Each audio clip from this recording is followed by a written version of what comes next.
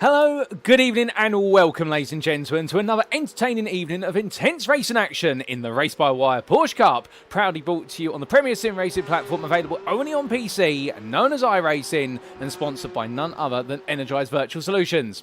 We're here today for round number 7 of 10, and we have made our way back to the US of A and back to the state of Florida. Indeed, we were here at the very season open at the Miami International Autodrome. But that was a circuit that was brand new to all of our drivers, starting off 2026 with a bang, but we made our way back here to a circuit that is very familiar and old to our drivers. It is none other than what is one of the premier circuits of the US of A, if not around the world. It is the Daytona International Speedway, specifically its road course. A circuit that marries together its extensive oval, a hairpin-packed infield section, and also a rather infamous and tricky bus-stop chicane they keep trying to tell us to refer to as the Mon on the backstretch. But as you bring that all together, you create a 3.56 mile length circuit where it's all going to be about a question which our drivers need to try and find the right answer to. Do you go all in the infield and try to outbrake your rivals in towards those apexes and then run away with the lead, only to find that they may catch up to you on the banking of the oval or indeed on the straights and the slipstream? Or do you play it smart? Do you sit in the draft and wait very patiently for the right to take victory right at the end as you out-drag race your rivals to that finish line? And finding the right answer to that question is going to be key today over our drivers' 2 races, as those who get it right may find themselves coming on home with a major haul of points, whereas those who get it wrong may find themselves sacrificing some key points at a very valuable point in the championship stage.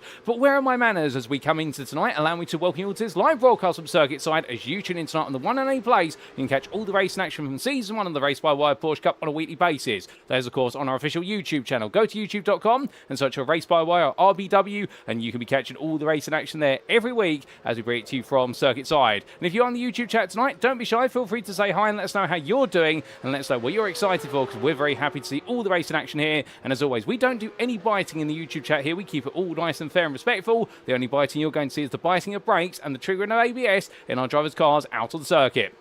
In the content brief, you have myself. My name is Paul Walsh, and I'll bring you all your race action over the entirety of the season, including today. And in terms of our schedule, times in Greenwich Mean Time, that's GMT, or Universal Coordinate Time, UTC, what we can see there in approximately what will be 13 minutes time. As always, we'll make our way into our 10-minute qualifying session, closed in nature, all drivers going out onto an independent version of the circuit of their own doing to try and put themselves on pole, after which we'll then make our way to the grid for the first of our 2 races. First up, of course, will be the 12-minute sprint race at 8:10. We'll see all our drivers having a very short race distance to try and go for the ultimate victory, and that'll set them up for the next race of the day, which will be 2.5 times in length and 2.5 times worth what will be the tension. It'll be none other than the feature race, 30 minutes in duration, due to get underway at just after 8:25. But as we make our way into this round with absolutely lovely conditions here in the US of A today, well, let's give you a recap of the season so far, particularly the story from last time out at Imola and what potentially lies in wait today and the narratives that come with it.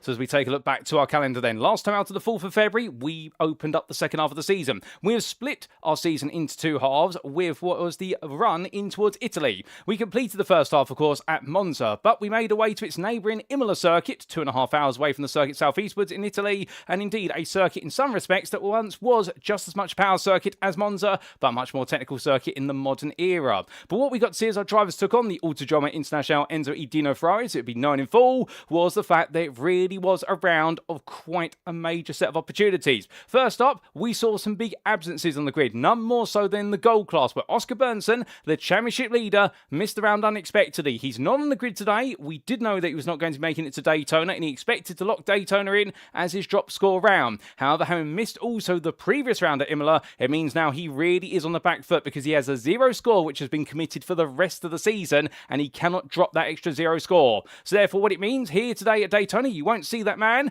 but what you will see is several drivers looking to try and go for the ultimate task of taking the huge points as possible in that gold class. Perhaps the first one, of course, being one of your winners last time out, and that being none other than Kim Andre Bjørklund, who in the end he took both wins in the gold class and overall, and he really was the driver to beat, although, to be fair to him, he was put under pressure in the early stages of the sprint race by none other than Josh Boot, who took the pole position and was able to do so by just shy of 400ths, but it was Andre Bjørklund in the end who was able to make it count in both races and was able to run away with the maximum point score, although he was gutted as he admitted his post-round interview not to see Oscar Berntsson on the grid.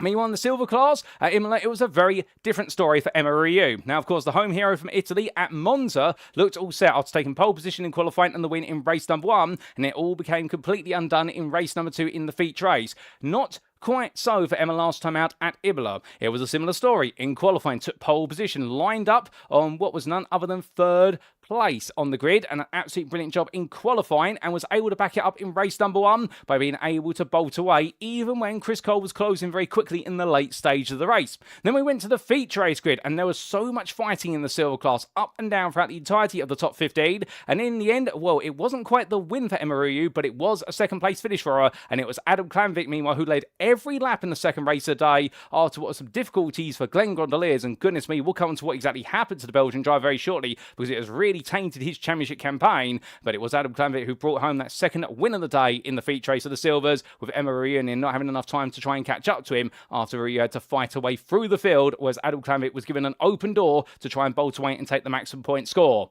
But today is the 11th of February 2026. We are here at the Daytona International Speedway, and it is an American doubleheader for rounds 7 and 8. Here we are in Florida, and next time out we make it away to the neighbouring circuit of Sebring. Indeed, we're really staying about in Florida this season, ladies and gentlemen, and we'll be seeing our drivers take on the old bumps of the Hendricks Army Air Base. It will be round number 8 in a week's time on the 18th of February. Before then, we head to Germany and Australia to complete our season. It's crazy to think we're already 4 rounds away from the conclusion of season 1. And indeed, they always say time flies when you're having fun, and we've been having a lot of fun so far, have we not? But as we come into this round in a little bit more detail, then let's recap the championship standings. We begin with the gold class standings, and what you can see here is the championship points without the drop scores accounted for. And right now it's Kim Andre Bjørklund who leads by a single point for Sim Racing Norway over Ice Cold Racing by Max Sim Racing's Mats Strand. And indeed, the two are right now absolutely inseparable on points. However, on pace, it's a very different story. Kim Andre Bjørklund has proven to be the equal of Oscar Berntsson, if not in a way a little bit superior over the last couple of rounds, although that is up for debate technically, and I'm sure they both argue that to Kingdom Come. But one thing that is definitely perhaps a little bit less debatable is that Mats Strand has been having a bit of difficulty in getting to grips with the longer term pace of the Porsche Cup car,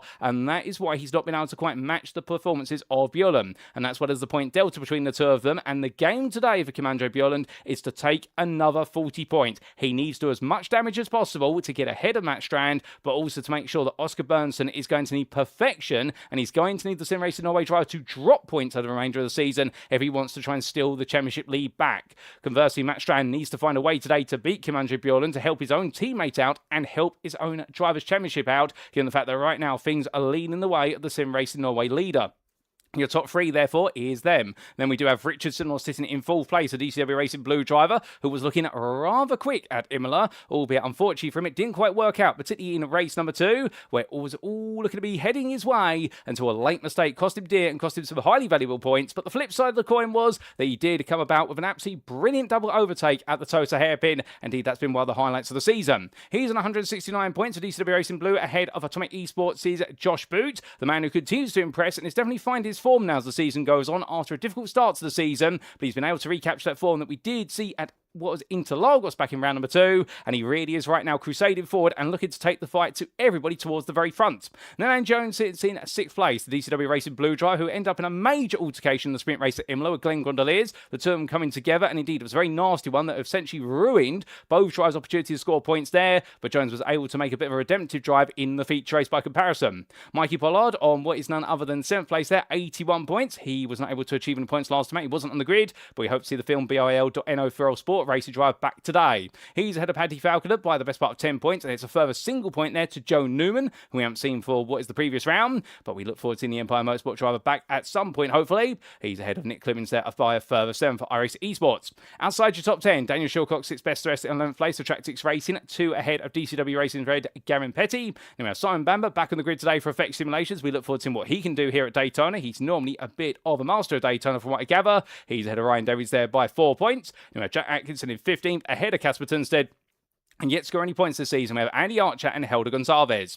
Then from them, we come from the gold class to the silver class, and we can see Adam Klanvik still leads. But look how tight it has got between your top 3. Only a grand total of 7 points, separating the Ice Cold Racing by Max Sim Racing driver from MREU for the ERR by the organisation team, and also Pegasus Sim Racing's Glenn Gondoliers. But what is the narrative coming into this round? Well, as we mentioned only moments ago, the victories were shared by our top 2. Adam Klanvik took the feature race win at Imola, meanwhile Ryu took the win in the sprint race, but also added a second place stat, whereas for Adam Klanvik, it was not quite the same. For Klanvik, it was a fourth place in the sprint, and Ryu is building momentum. But an interesting statistic, Ryu is the only one of these three drivers who has yet to lead the championship this season. She has yet to take the championship lead. Can she do it today? Well, she'll be looking for perfection, no doubt about it, but Daytona is a very different style of circuit.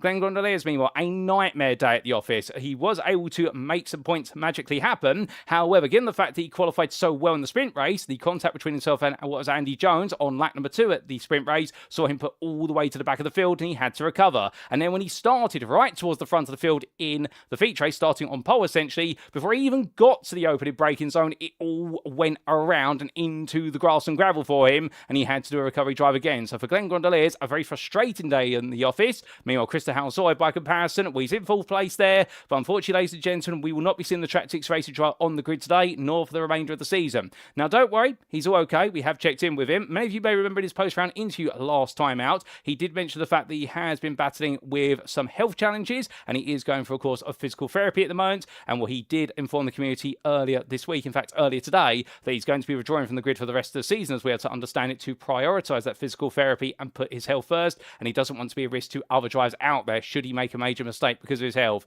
And whilst we are massively going to miss Krista House, so I think you'll all agree and join me in the fact that we're very grateful to hear that he's prioritising his health, and we look forward to the day when he is able to return, because he definitely has been one of our silver stars this season, and the grid will be worse off without him.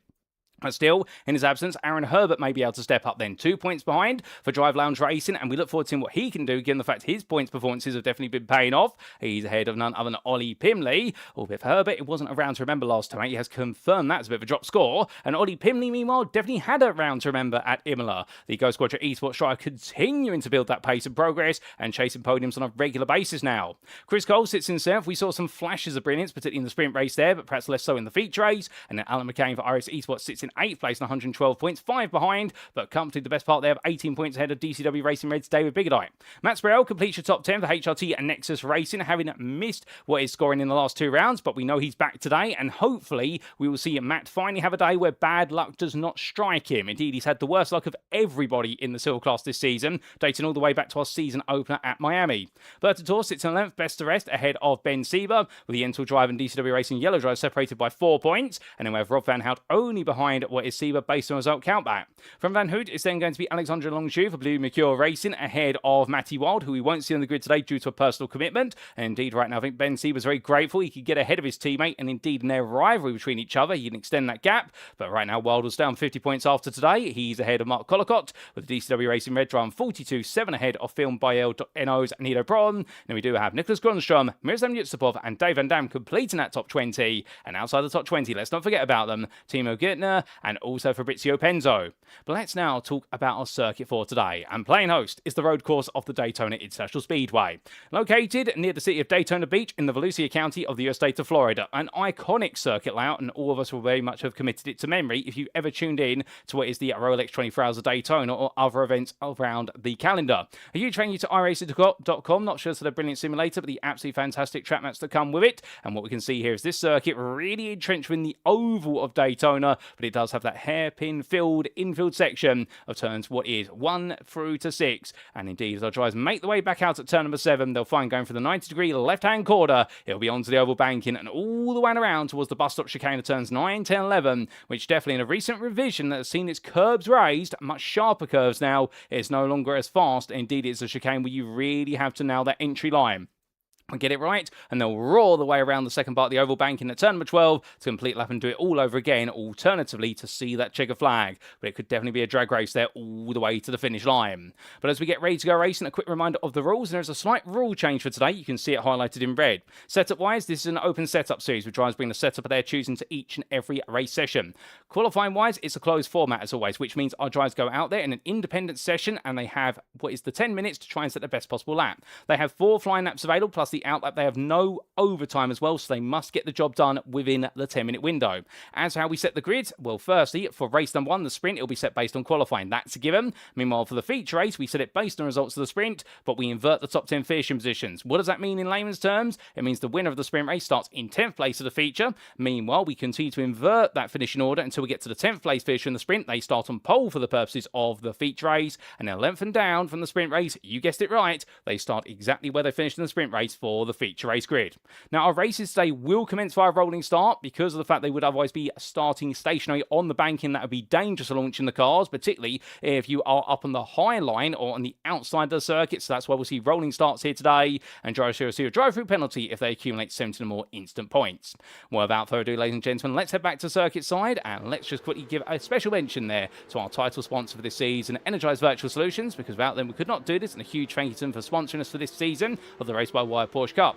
Energise Virtual Solutions is a software consultancy whose aim is to meet the demands of bespoke product services and development. Whether it's a completely new project or consultancy assistance on existing projects, Energise Virtual Solutions will be working alongside you every step of the way. And if you'd like to know more about Energise Virtual Solutions and what they can do for you, we'll do head to energisevirtual.com today to find out all you need to know.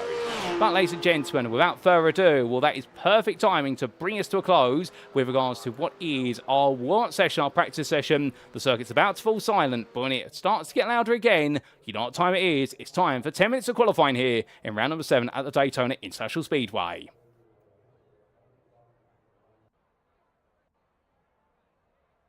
And so, ladies and gentlemen, without further ado, 10 minutes begins to tick away. It is go, go, go for all of our drivers. Whilst they will have 10 minutes, it will not feel like an eternity, as Ben Siever, meanwhile, parked up in the pit lane there and just taking his time and getting ready to go. A few drivers opting to do so, but as they all sit there right now, well, I think some drivers decide to make some quick tweaks to their setups on the cars. Meanwhile, Adam Klamvik decides to leave the pit lane. He's one of the first to do so, as Kim Andre Bjørklund does the same here. Oh, goodness me, snapping the car around there and trying to get as much tyre temperature as quickly as possible. Well, that's very aggressive there from Kim Andre Bjørklund, but he's confident he's going to be able to do that and not worry about losing the rear of the car.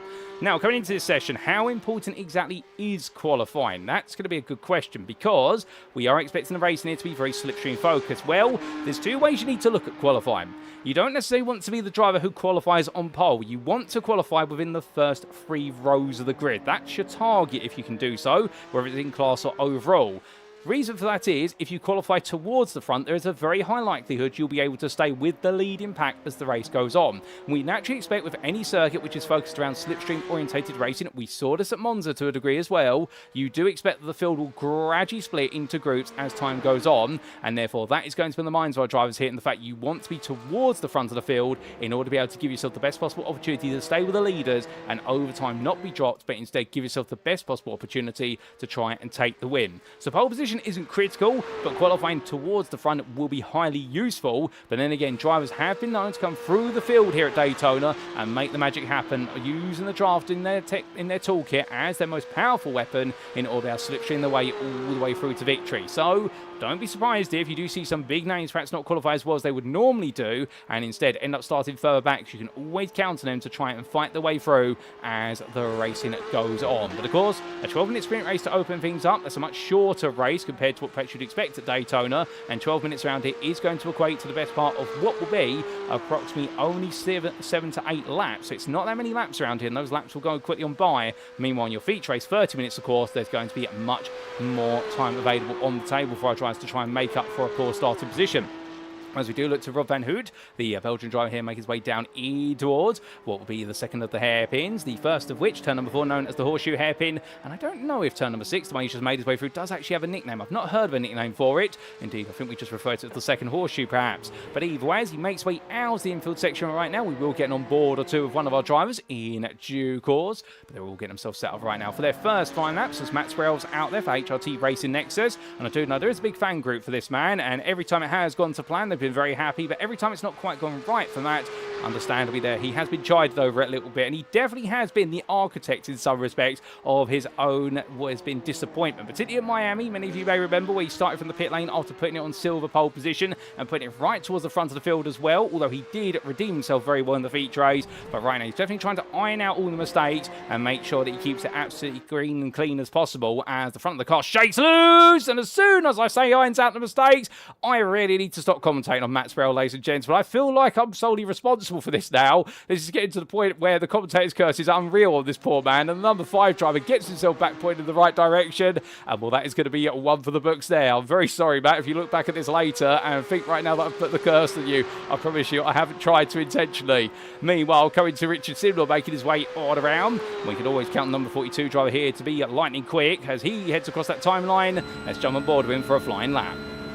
So what will be 177 miles an hour. He breaks his way down in towards turn number 1, coming all the way from 6th gear into 3rd. Trail braking very nicely there, and now back on the throttle, coming in towards the quick chicane, the turns 2 and 3. Then he wants to straight line as much as possible. Don't ride the curbs too high, and now bring it over to the left-hand side to brake hard for the horseshoe hairpin at turn number 4. Down to 2nd gear, braking at the 125 metre mark approximately, and as he rolls out the corner using all the road surface available, now he'll make his way all the way up towards what will be the 2nd hairpin. He's got the fast flying kink here at turn number 5, as he makes way for a slight lift of the throttle there just to stop the rear of the car from overextending and going onto the brakes. 150 metres from apex down to 2nd gear. Nice U-shape approach there. That's what we like to see. And now exiting out full power, full commitment, burying the preload differential on the left-hand side of the car. And now going in towards turn number 7, rolling it through, taking plenty of apex curve. There's multi different ways to take that corner. And we'll Simnor going for the very tight line there, which is a riskier line because of the way it bounced over the curb. But Simnor able to carry the speed this time. And the DCW Racing Blue driver now making his way onwards here, completely flat out, and we're in 6th gear. How quickly can he go? And the answer is going to be 170 plus already, as he looks to his right hand side for his brake marker. There's the 3, there's the 2, and he'll brake between the 2 and the 1, braking down from 173 miles an hour to 3rd gear and rolling his way through the bus stop chicane, and now out to turn number 11, straighten it as much as possible, straight over the curbs there and up towards the bank into turn number 12 he goes. And now for Richard Simnor, it's just got to be hope he's done everything right. Of course, he's got to be absolutely pinpoint precise here as he puts the steering wheel inputs in going through the banking. You don't want to put any more steering wheel input than you need to as you make your way out there. And now onto the flat he goes and up onto the banking for with the start finish line. And what's it going to be with Simnor this time as he crosses the line? Is it going to be pretty? He was 2nd fastest, and well, he does go ahead of Mats Strand by the best part of almost 2 tenths on a 44.251. But can anybody else undo what he's been able to do? As we can see, Mats Strand making his way to the timeline on his 2nd flying lap with 4 minutes to go. Well, will they squeeze in all the laps? Yes, just about. Josh Boot now goes the fastest at 44.093. Strand, what is a 44.202. So Josh Boot right now really repeating what he's able to do at Imola, which is putting himself right up towards the front there. In the end, he was beaten to the punch, of course, by Kim Andre Bjørklund in the late stage of the qualifying. But right now, your number 69 driver here looking quick as Mats Strand, when he makes up for the spin that was captured earlier, because the Silver Star makes his way all the way, not just to silver provisional pole, but to overall provisional pole at a 44.092. 1,000 faster than Josh Boot. That is the tiniest of margins there. You cannot be any closer. And if we do get to equal lap times, of course, it will be on countback that we set the grid, and it will be whoever set the lap first takes that pole position. Indeed, that will be a very similar situation to what happened, of course, in the Formula 1 Grand Prix of 1997, if I remember correctly, at the Jerez circuit. We had 3 drivers take the exact same lap time for pole position. But as we do continue to focus on the here and now and the present, and it's not Formula 1, it's Porsche Cup cars, well, Mats Strand right now definitely laying down a big benchmark there, and well, that is a marker that's going to send up what is reverberations amongst all the silver field. When you consider Ollie Pimley right now is the 2nd fastest silver driver here in 10th place. He's just ahead of Chris Cole, Mark Collicott and Emma Riou. And well, that's not good looking there for the ER Budding organisation driver. Right now for Emma, it's not coming together, but understandably still does have this lap plus 1 more to try and improve. And I wouldn't be surprised if Riou here is probably thinking to herself, you know what, we're just going to get together. And the thing is, attacking this Daytona circuit is not easy. It looks it when you look at the layout, and you think to yourself, well, actually, in reality, it's only what is a grand total of approximately 10, say 9 corners, perhaps in some respects. However, the problem is you need to be able to maximise your speed as much as possible around here in a qualifying lap. In the race, it's a very different story. You can be on pole by a whole 3 tenths, but at the end of the day, if the driver behind you is able to stay on your toe, you're never going to be able to show the fact that you are 3 tenths faster, because they will always gain the toe. But here in qualifying, it's a very different story, as Andy Jones goes the fastest now at a 43.923. Kim Andre Bjørklund, he's gone to 2nd on what is a 1 minute 43.96. He's 400ths behind Jones, but still, if Jones is going to start on pole position, say that will be his maiden pole position of the season in qualifying. And well, Kim Andre Bjørklund won't be too upset about the fact he'd be starting 2nd, but understandably, he'll then be thinking to himself, okay, I'm being swallowed up into the field a little bit. Yet to set any times, Rob Van Hoot here, he's not got a lap on the board. He's on his 2nd lap at the moment, but I suspect they've been making a few adjustments to the car since the last time we saw it. As he makes his way on down here towards the braking zone for the bus stop chicane. Well, he's got this lap. He won't be able to get the next one in. He will run out of times. This has got to be all or nothing right now for your number 19. Aaron Herbert, meanwhile, is yet to get a lap on the board. He's currently on his 3rd lap. He's invalidated the first 2. And also track limits here can be a little bit finicky, particularly with regards to the exit of turn number 4. If you run too wide and use too much of the runoff area, it is deemed an off track. And also through that chicane now, the track limits are much stricter than they used to be. So therefore, drivers have definitely had to get themselves acclimatised to the fact that every couple of months, the layout of the bus stop chicane seems to change slightly, or at least the height of the curbs do. But Van Hoot makes his way to the timeline. Does he get a lap on the board? The answer is going to be yes, he does, but it's only a 46.912. It puts him right to the back of those who put times in, and well, that is going to be the furthest he goes in this qualifying session. Ben Sieber's just up the road from him, and well, the gap in a whole second, in fact, between the two. So Van Hoot just getting a banker on the board, and I suspect we're hoping he can do the work from the back of the field when we go racing. Aaron Herbert's into the pit lane. He has not been able to do anything. Glenn Grondelier is the same, has not set a time, but I believe there may be a shooting decision in relation to that from our previous round. Didn't quite catch that in the build-up to today. But meanwhile, we look to Simon Bamber, who brings it to halt. He started 14th at best here, as meanwhile Mats Strand leaps up the order to third, a 43.963. Who else out there? Chris Cole improves to 44.505. Falconer to 44.581. They're all improving late on in the day here. Matt Spurrell, meanwhile, goes the fastest of everybody. Spurrell absolutely raises the bar by 11 thousandths there, 43.911. And well, good to speak, ladies and gentlemen. I think that is all said and done. I don't think anyone's going to be able to beat that unless Ollie Pimley can quickly get to line as he crosses over the yellow line there. But with a bob and a weave like that, that is not going to be the most optimal line. And with it being suboptimal here, I don't think he's going to improve. No, he will not. So it is going to be a shock, a surprise, but a nice one for Matt Spurrell, because Matt Spurrell is going to take pole position here today at the Daytona International Speedway. It's a silver driver on overall point qualifying ahead of Andy Jones, your gold pole sitter, who starts second. But without further ado, ladies and gentlemen, it's time to make our way to the grid for our first of our two races here in round number 7.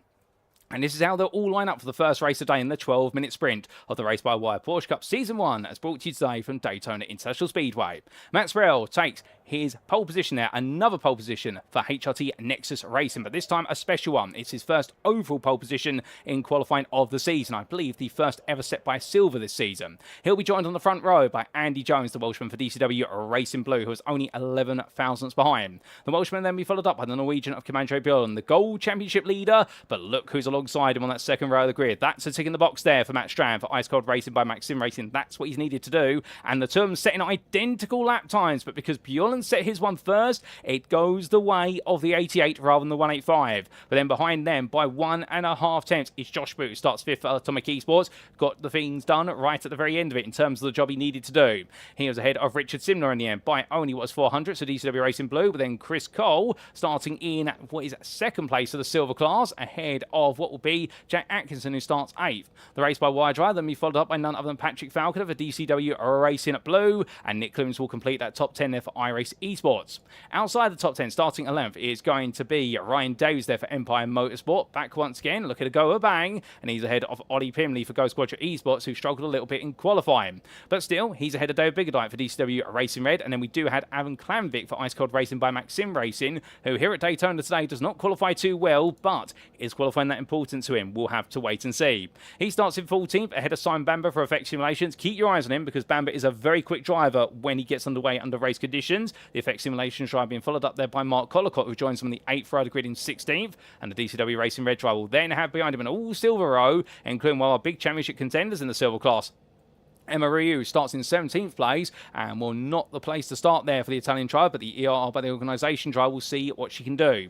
Alan McCain starts alongside in 18th for Irish Esports, and there will be Alexandra Longju, the PB1 sim racing driver, and Fabrizio Penzo complete your top 20, as we do hear that Longju has decided to start from the pit lane, so he's going to be starting from the very back of the field effectively once we go green flag racing. There is going to be Ben Sieber starting 21st for DCW Racing Yellow, head of Rob Van Hoot there, the privateer, who set the last Vandal lap for qualifying, and then Glenn Gondolier starts in 23rd for Pegasus Sim Racing, head of Aaron Herbert for Innovation Racing, who starts 24th, and that's how they all line up. Well, ladies and gentlemen, without further ado, as the field makes its way away on what is this partial formation lap, we are not too far away from going green flag racing here. And, well, don't mind the time at the top, because it will reset and we'll get our lap, well, what will be our time counter shortly. And as they all make their way along, well, Matt Spurrell right now behind the pace car, as close as he dares to dream to get to do so.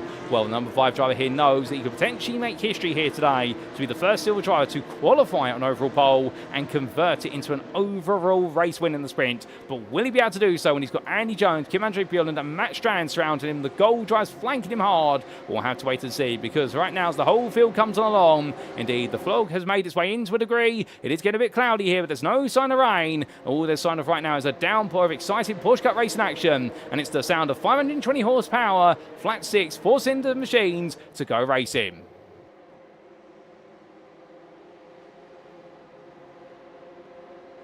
And it's lights out and away we go as Mats Strand immediately goes on green, but as they roar the way down towards turn number 1, you can see there, quick peek for Josh Boot, the save for Kim Andre Bjørklund. They're all taking a peek towards turn number 1, but Strand's going to defend hard to the inside. Hard on the brakes they go. Jack Atkinson as well in a free wider with Chris Cole involved. And as they all come through that left-hander, all these drives together so far, everyone survived the opening couple of quarters, which is great to see. And now getting ready for the first major test to break it in towards turn number 4. As they all coming down here right now, you can see that's going to be Sparrow holding on as he goes a bit deep. Kim Andre Bjørklund follows him, and Josh Boot sneaks his way through, takes a 2-for-1 special, and moves into lead this race. There's been an altercation further back, I believe. Oh my goodness, there's been multiple cars sent scattering across the grass, including Adam Klanvik, and that's Mark Collicott you see being ejected. Not quite sure what exactly has happened. We will get a replay of that in due time. But right now, staying here in the here and now, our leader Josh Boot now tries to pull away from Sparrow, who overcooked it into turn number 4, but he was able to get the car nicely stopped to make sure that Andre Bjørklund was not able to get past, and Boot meanwhile was just able to sneak up the inside. The biggest door left open for Boot, and in the end he was going to put his foot in it. Meanwhile, Richard Simnor, well, he's had a reasonable start. He's remained in 6th place since the start of this one, and now on to the back of Mats Strand as they make their way around the banking on towards what was the bus stop chicane in short order. But now this is where the more tactical nature of the racing comes. Everyone now starts to calm down a little bit and repeat to themselves, right, this is where I am in the pack. Do I now make a move, or do I simply now hold my position? Well, if you're Mats Strand here, you're between a rock and a hard place because you're separating 2 gold drivers, and one of them right behind you, of course, is one of the big contenders in the gold championship, Mats Strand, or the other one's a bit further back in 5th place for Andy Jones, splitting him and Bjørklund. So therefore, I wonder whether he'll be hoping that Jones can get a bit of a move on here, or he might even have to bump draft him, which is where he essentially gradually saddles up behind the car in front and he gives it a brief tap on the rear bumper, typically on the flap. You can do it on the oval banking if you dare, but the idea is you give them a little bit of your speed. But meanwhile, Mats Strand here going high to the outside as they come towards lap number 2. And as he does so, 10 minutes still left on the clock, and Sparrow trying to go all the way around. It's going to be free wide as Andre Bjørklund goes low. Meanwhile, Sparrow on the outside, they're going to go for the reverse motion maneuver, and they're going to successfully execute it on Sparrow and Bjørklund. As meanwhile, Josh Boot immediately chooses not to fight and just simply sits in the middle of the road and lets them do everything they want to do. But as they come down in towards turn number 4, well, right now Sparrow playing very firm and hard to get here as they all come down through turn 4, and Mats Strand and Andy Jones queue up behind with Richard Simnor still watching on. But there's fighting to come as Boot and Bjørklund now 2 wide heading towards turn number 5, which of these 2 drivers is going to be the one to back out. Someone's got to back out here, and it looks so neither one does. Well, I'll be as Boot now puts himself to the inside here at turn number 6, and well, they both did have to lift off the throttle more than normal there to survive that corner, but well done to the both. Meanwhile, Andy Jones here right in the battle for full place versus what will be Mats Strand as we ride on board with Jones. He looks around the outside in towards turn number 7.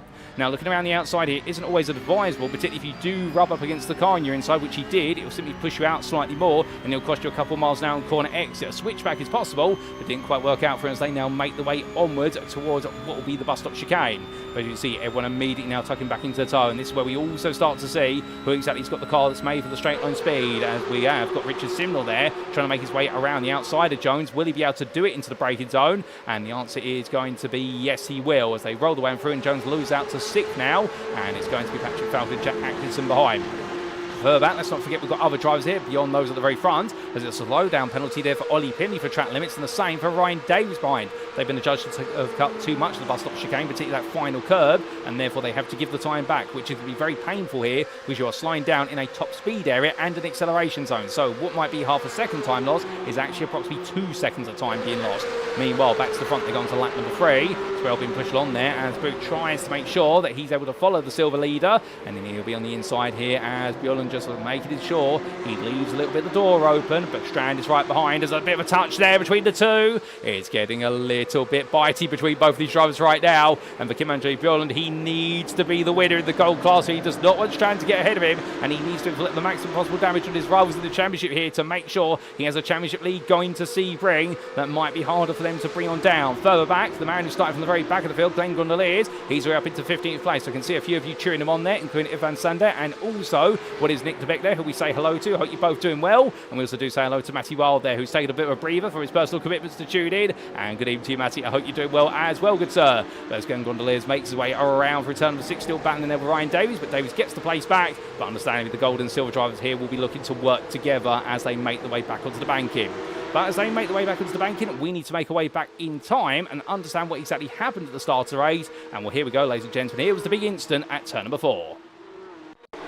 So this was coming down in towards the horseshoe hairpin. Everyone looked safe initially under braking, and there was the check-up there. Multiple cars making contact, including was Nick Clivins there. He was really at the core of all this, where he checked up behind another driver and in the end made contact, and will the 113 drive being turned on around. But there were more drives that got caught out. We take a little bit look back earlier on in that sequence, and as they all made the way in, that's not the best camera angle to do so. Well, Clemens, they're getting caught up behind Jack Atkinson. That started everything off. We then had, what was this for Fabrizio Penzo? He tried to go around the outside, he got squeezed there, he tried to dodge Clemens' car, but got collected with the 26 of Ben Sieber. So Sieber being collected, and then the last question we have is what exactly happened to Mark Collicott? Well, we can get the on board with Collicott to understand this one. So you'll see Penzo in front, it's going to go very wrong over there. Well, in fact, that's not Penzo there, and Collicott on the inside, dodge Clemens, and then there was a follow-up incident. We didn't see that, so that's how Collicott got ejected out, and that's Adam Klamvik being caught up there in contact with one of the DCW racing cars. This is what it looked like from Klamvik's perspective on the exterior cameras, and well, around the outside versus the 13, got touched there by the 13, and that sent him on around, and that explains it as what was a difficult moment there for Klamvik, and that ended his race by going backwards rather than forwards. But without further ado, let's make our way forward in time back to the present and see how they're all getting on.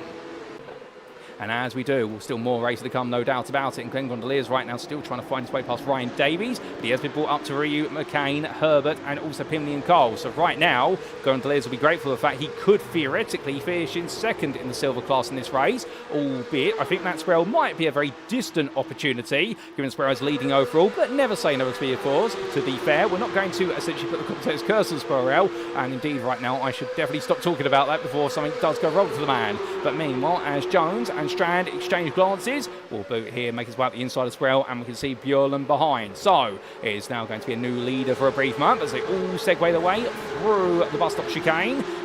See it Strand now trying to come back as he powers his way along, riding on board, looking down at the front bonnet, and as the Ice Cold Racing by Maxim Racing driver now looks to make his way on ground, where he decides not to go high and overtake it, instead decides to go for the bump draft here, but time is gradually running out. They do have 5 minutes left, so that is going to mean 3 more laps if my mental mathematics is correct, and your leaders are to exchange places, but understandably Strand at this point, he doesn't, he wants to work with the cars around him. Bends that braking zone, he looks all the way around the outside. Can he make this happen? The answer is going to be no. He'll just cut back in using a wider circumference to the corner there to make sure he doesn't overlap with Jones. That's natural racing ability there being shown on display. So he knows exactly how wide he needs to go to be right on the back of Jones, but not fight him into the next corner, which is not what he wants to do. He wants Andy Jones to feel very comfortable that he can run in 5th place and just stay on the back of Kim Andre Bjørklund. Richard Simnor, meanwhile, off camera, is actually snuck into 3rd place, so therefore he's put himself ahead of the Sim Racing Norway driver. But this is all positioning right now. Nobody's going to break away from anyone unless somebody makes a major error. Meanwhile, on the silver class, this is getting a bit dicey because what we can see side by side here between Emma Ryu and none other than Alan McCain. McCain in the Rexy machine going defensive as they come through the second hairpin, and this is causing a bit of a split. Aaron Herbert, you can see at the bottom of the camera, chasing after Ollie Pimley, and therefore we now do have 2nd and 3rd in what would be the silver class, and 4th being brought along for the ride. Meanwhile, then it's a gap to 5th through to 7th here, and immediately McCain goes high, and I think understandably worried perhaps a little bit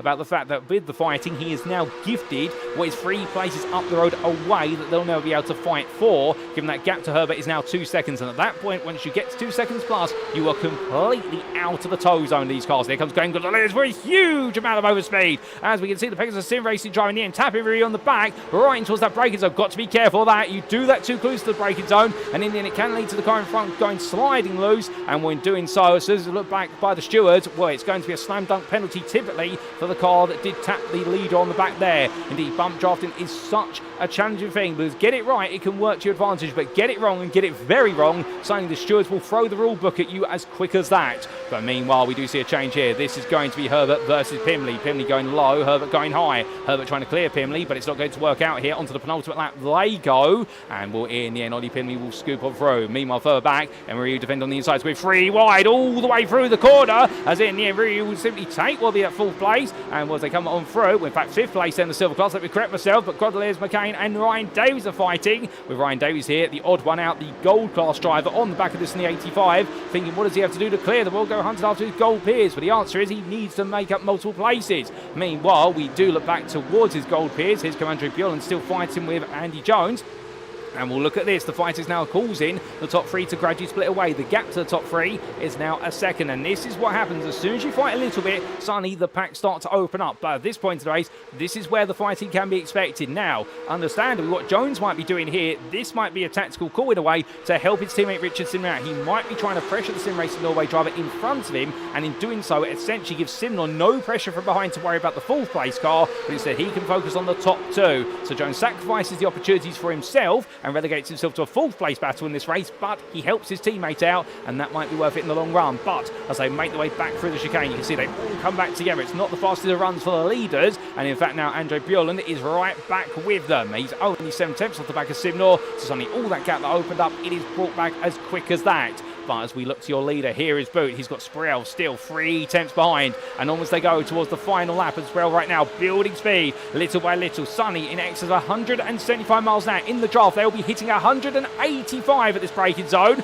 And right now you can see that Sprell giving Boot a little tap on the rear, but beyond that, nothing more. And as they make their way through the opening quarter for the final time in this sprint race, Sprell not fight it too hard. I think his game plan right now will be to go for it into the bus stop chicane or on that final stretch. He's going to try and work with Boot all the way round and hopefully keep himself safe from Simnor. The idea being he does not want to open the door whatsoever to the DCW Racing car behind. Meanwhile, Glenn Grondelier is still fighting with Ryan Davies as Ryu and Pimley are trying to pull away. Meanwhile, Alan McCain's been pushed backwards as Davies up the inside. They're defending versus McCain is trying to come back at him after McCain made the swap only moments ago. And Adam Klanvik here, he tries to get on the back of this. He's successfully made his way to the fight, given the fact he had that open lap incident. But can he make a little bit more progress here before all is said and done? Well, we'll have to see as they get ready to go into the hairpin. And well, you see Davies, they're defending incredibly hard, and we're saying to Alan McCain, there is no way through for you here. There's no opportunities, and I think McCain right now is not listening. But meanwhile, back to the front of the field, Boot and Sprell, they change places coming out to turn number 7. This might be tactical here. It might be by design that Boot has lost the position to make sure that Sprell now is the lead car. The one thing you do not want to be in this run on the final stretches, but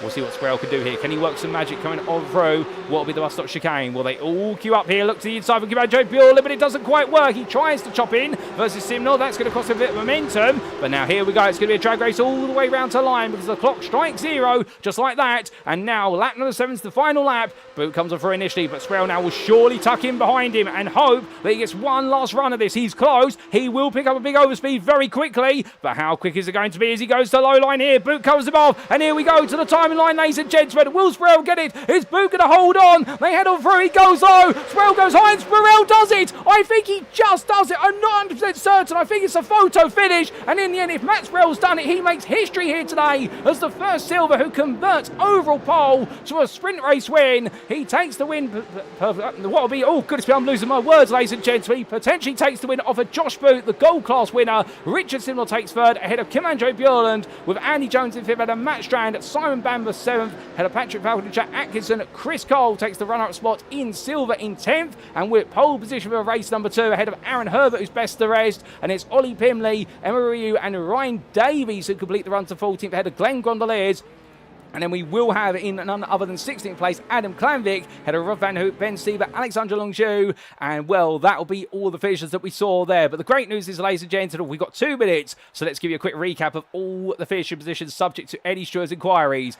And well, no, it's not what we thought it was, ladies and gentlemen. We thought Boot had it by what was a tender margin. In the end, our timing out not 100% accurate, and here are the results that have been recorded by the iRacing system when it's been looked back at with the laser timeline technology. Josh Boot is your winner for race number 1. We do apologise for misinforming you, but it was double checked and validated. That's how close they were. Thousands at the finish line. That does happen. And Atomic Esports is Josh Boot, your winner in race number 1 for Atomic Esports by 6 thousandths, golden overall, ahead of your silver winner of Matt Sprell. The HRT Nexus racing driver in the end will be gutted not to have quite made the history he thought he could have made, but still, what an attempt from him, ahead of Richardson for DCW Racing Blue, who completed your top 3.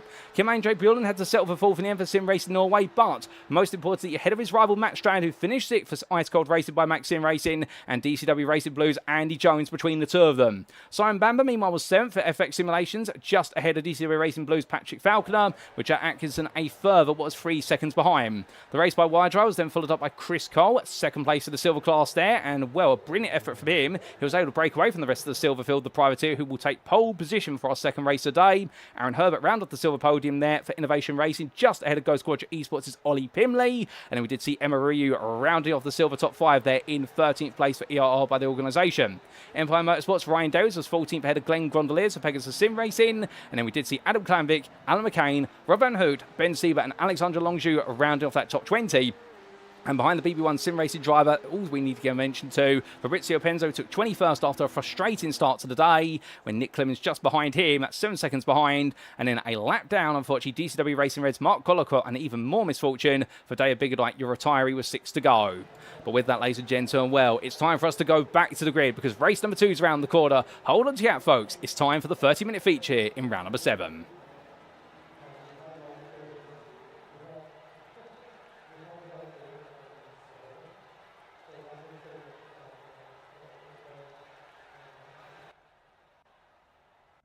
And so to the grid we go once again for our 14th race of the season, and this is how they'll all line up for the 30-minute feature at Daytona's International Speedway.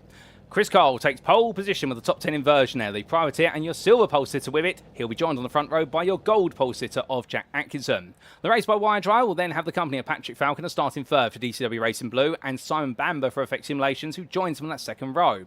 Matt Strand couldn't quite find his way through the field in race number 1, and now he now needs to beat his rival Kim Andre Bjørklund here in race number 2 to level the score. But can he do so from 5th place? We'll wait and see. The Ice Squad rated by Maxim Racing Drive will have the company of Andy Jones, who starts 6th for DCW Racing Blue, who really was the cork in the bottle for Strand in race number 1. Can Jones get back ahead of him again? The Welshman will then be followed up by the Norwegian, Kim Andre Bjørklund for Sim Racing Norway, who in turn will have Richard Simnor alongside him starting 8th for DCW Racing Blue. Definitely a bit of redemption there after a difficult end to his day at Imola last time out. And then Matt Sprell there starting 2nd of the silver for HRT Nexus Racing. Josh Boot will complete the top 10 for Atomic Esports and the inversion with that classified win in race number 1. And then we do have in 11th place there Aaron Herbert for Innovation Racing, just ahead of Ollie Pimley. The Ghost Quadra Esports driver starts 12th, just ahead of Emma Ryu for the ERR by the organisation. And then Ryan Davies will be 14th for Empire Motorsport, just ahead of Glenn Gondoliers for Pegasus Sim Racing. And Adam Klanvik will round off your 8th row there for Ice Cold Racing by Max Sim Racing, hoping for a much more straightforward lap number 1 this time. Alan McCain begins the day in this one 17th for Iris Esports ahead of Rob Van Hoot, the privateer. And we have Ben Siebert for DCW Racing Yellow, just ahead of Alexandra Longju, who completes your top 20 for BB1 Sim Racing. Outside the top 20, 21st, it's Fabrizio Penzo, the privateer, ahead of Nick Clemens, your last place gold driver in this one for Iris Esports. And the final row of the grid, the 2 retirees from race number 1, it'll be Mark Collicott, 23rd for DCW Racing Red, and he's joined by his teammate, the 6 lap down retiree, couldn't complete more than 1 lap last time, Dale Bigadite there, who has it all to do from 24th on the grid. Well, ladies and gents, we don't have much more waiting to do before we go racing once again. You'll absolutely enjoyed that finish to race number 1. And I'll tell you one thing, we have got another 30 minutes of madness due to get underway very shortly. And indeed, right now, the madness is so good here today, it is making me lose my lexicon and my vocabulary. And well, if that isn't an indicator of how exciting the racing action is, I don't know what is, but it's time to Chris Cole to take us to the green. And as he builds his speed, Chris Cole is go, go, go. As quick as that 30 minutes begins to tick away. And here we go, down towards turn of 1 for the second time on the opening of the race today. But makes way into that braking zone. Jack Atkinson looking around the outside here. And well, as they all come through, all the drive safely through for now. Multiple 2-3 wides there in the midfield. But as everyone starts to exit the corner, it looks like everyone's safely on through. But now into the braking zone for the hairpin. Will we see anything get dicey this time? That's a big lunge there from Matt Strand. Strand knows he needs to make progress early. We have got damage to Nick Clemens' car. Meanwhile, to get a replay of what's happened to Clemens shortly. The Saints got very rolled there. Meanwhile, a couple of cars got a bit wide and deep, but so far everyone seems to be safely through, although 2 cars have been waylaid. But as we do see Fabrizio Penzo battling with Mark Collicott. Collicott up the inside here. Penzo, meanwhile, goes to the grass. Can he get it back on safely? Yes, he can. No such issue then. But meanwhile, back towards the very front. That's going to be 2 wide from Falconer and Cole. The 2 teammates here swapping places. And Cole being sent down the order. Strand tries to go around the outside of him. Oh, that's contact for Kim Andre Bjørklund. And Bjørklund goes spinning sideways off the road. So he goes backwards, parking up there, waiting to be able to rejoin the pack. But that's huge. That's going to be a huge change. And suddenly, what was looking to be a solid day so far in the sprint has all been fumbled and come apart. The Kim Andre Bjørklund now he's got to try and get himself back into the pack if he can. But that is going to be such a task to do. We have got 30 minutes of racing, of course, minus the time we've already spent. But understandably, given the power of the slipstream around here, Kim Andre Bjørklund now will be about 5 seconds back from the first car.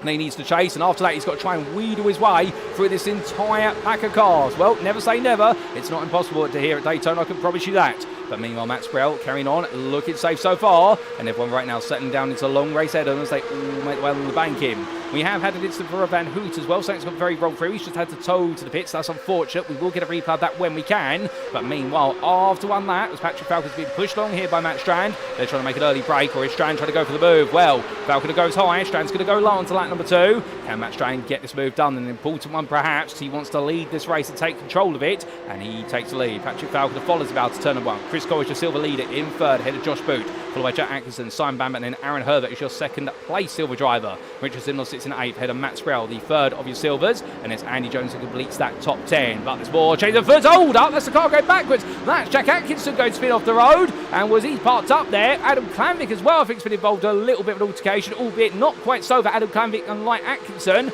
but he was bustled down there by Ollie Pimley and Glenn Gondoliers, and those two are definitely making some steady progress here as they get ready to go onto the brakes. Oh, that's a cheeky look up the inside, and Pimley won't be too happy about that. That definitely was there, a door that was closing and almost hitting the rear of Patrick Falconer, and Falconer dropping all the way down, so something's gone wrong to Patrick Falconer. I'm not quite sure what yet, but we'll get a replay of that, and here comes Pimley immediately back up the inside of Adam Clanvick, and well, Pimley's saying to him, if you're going to drive like that, you're going to get as good as you give, and as they make the way onto the banking right now, well, Pimley gets ahead and immediately comes down to the toe of Alan McCain, and I think the altercation between Clanvick and Pimley will have been squared off there for now. Hopefully we don't see it escalate from that point, because definitely both drivers there getting their elbows out, and I think both trying to send statements to each other. But meanwhile, Alexandre Longjou all over the back of this pairing as we run aboard the front bumper of your number 12. Into that braking zone they go, and as he does so well, he'll be looking one way then the other very shortly, but Longjou right now has just got a better run, of which he does through turns 9 and 10. But through number 11 there, the pickup between what's turn 10 and turn 11 was a little bit slower compared to what he would have liked. I suspect he may have actually hesitated a little bit there because of the dirty off the cars in front,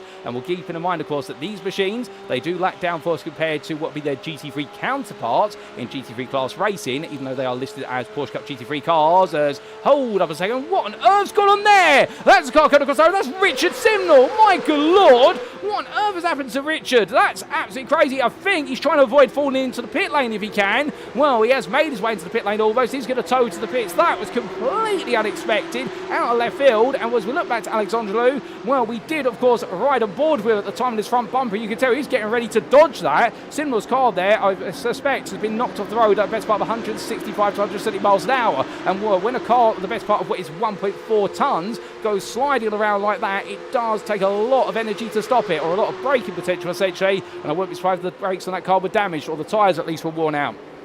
But meanwhile, as everyone calms down, and well, we've got more to go. Kim Andre Bjørklund, he is back into this pack already. All the fighting that's playing out is really helping him get onto this group, and right now he's up into 17th place, so do not rule this man out. He is looking very quick on the recovery drive right now as he passes Fabrizio Penzo. Jack Atkinson's on the back of this group as well. Atkinson, of course, having that spin on the opening run of the hairpins on what was the previous lap, so therefore, understanding right now, Atkinson all the way to the back of this group, but we will see what's to come. But meanwhile, 5 minutes complete here on Josh Boot right now. It doesn't feel as though his battle with Matt Strand is complete, as these two swap the places once again. Strand being very obliging there, to be fair. Simon Bamber is with them, and then we do have a 2-second gap to your leading silver driver of Aaron Herbert. Now, he has moved ahead of what's been Emery and Matt Sprell, but the biggest one he's cleared is Chris Cole. Meanwhile, we've had a bit of a change further down. In fact, Adam Clanvick has gone to the wall there in the exit of the bus stop chicane. He gets it back together, but something's gone very wrong for Clanvick, and well, as he brings himself back together, that adds to the replay list that we're going to need to pick our way through. Speaking of which, ladies and gents, that is about to come about. As meanwhile, we go on to lap number 4. Josh Boot leads with Matt Strand following him, and Simon Bamber trying to stay with them with the fastest lap of the race so far, 44.022. But I suspect there's going to be a lot more chop and change. As meanwhile, Emery, Matt Sprell and Glenn Gondoliers are all together now for the lead of the silver class, running from 5th through to 7th, but Ryu is leading at this time. Without further ado, let's take a look back. Oh, hold up. That's Aaron Herbert going slowly there. So something's broken on that car. That is being stopped in the grass. Aaron Herbert, I think, has got a technical issue. Has he been in a bit of a bump? He's towed to the pits from what I'm hearing by ear, and they're investigating the car straight away at Innovation Racing. But something has gone wrong for the number 3 driver. Whether his own volition or he's been aided in that adventure, we will find out. But let's go back in time to the start, and we begin with what happened to David Biggerdike.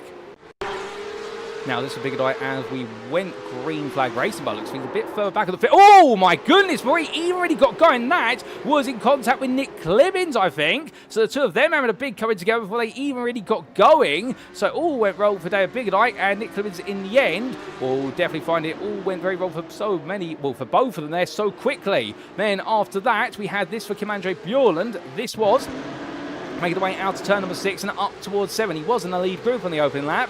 Made his way into the braking zone here, and as he turned on in, he's going to come to contact with Jack Atkinson there. I think Atkinson would argue, where did you expect me to go? And I think Bjørklund thought he was much clearer of the British driver than he originally was. So a bit of a misunderstanding between those two.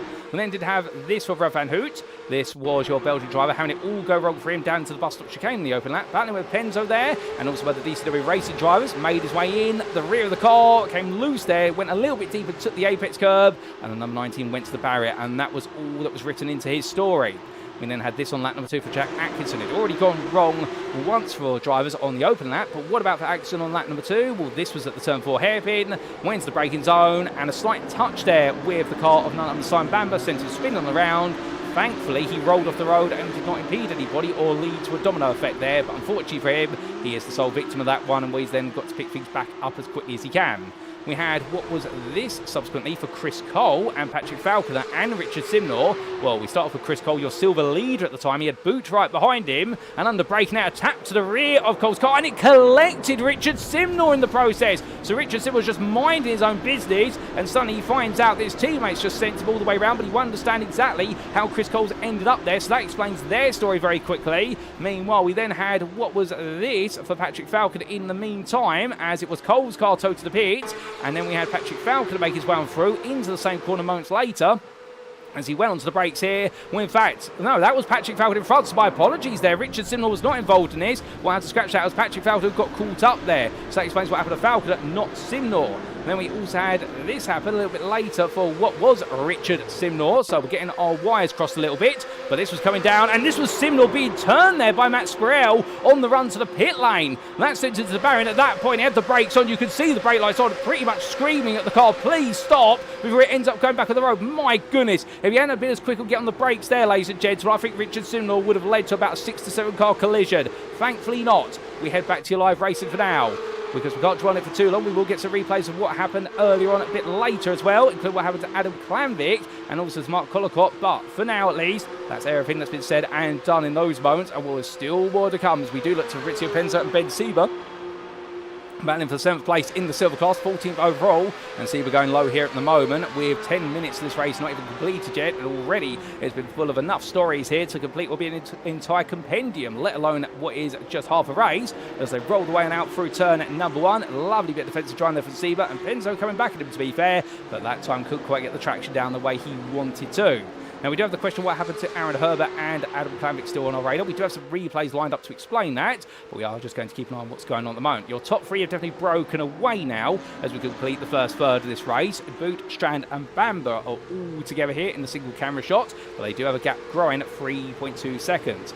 And then we do have Matt Sprell, your leading silver driver, bringing the other silvers at Emery and Glenn Godeliers along. Of course, we now do know there's a small spectre hanging over his head with regards to that contact with Richard Simnor at the end of lap number 2, down the run of the start-finish. And, well, Sprell can't really dwell on that at the moment. The HRT Nexus Racing driver, all he can do is think about the here and now, which is that's happened. Good enough, that'll go to the stewards if it needs to. Meanwhile, I've got a race to win and see how many points I can take along the way with it. As Emery and Glenn Godeliers, meanwhile, all still pursuing. But they're all going to play this one safe now, and I wouldn't be surprised here. And it's going to go a bit quiet between these 3 drivers. They'll swap back and forth very so often, but as the game plan is now, just simply work together. Perhaps as well here for Andy Jones and Alan McCain. 2 drivers of 2 different classes, but they both want to get forward to the next group. Particularly if you're Alan McCain, because you can see right now was the top 3 of silver literally a second away, and he needs Jones to really help in that adventure because he goes high as McCain. But as you can see, Jones right now is getting the toe off of the top 3 of the silvers in front of him. McCain eventually will start to get ahead, but it takes a long time here, and Jones in fact comes into the pit lane.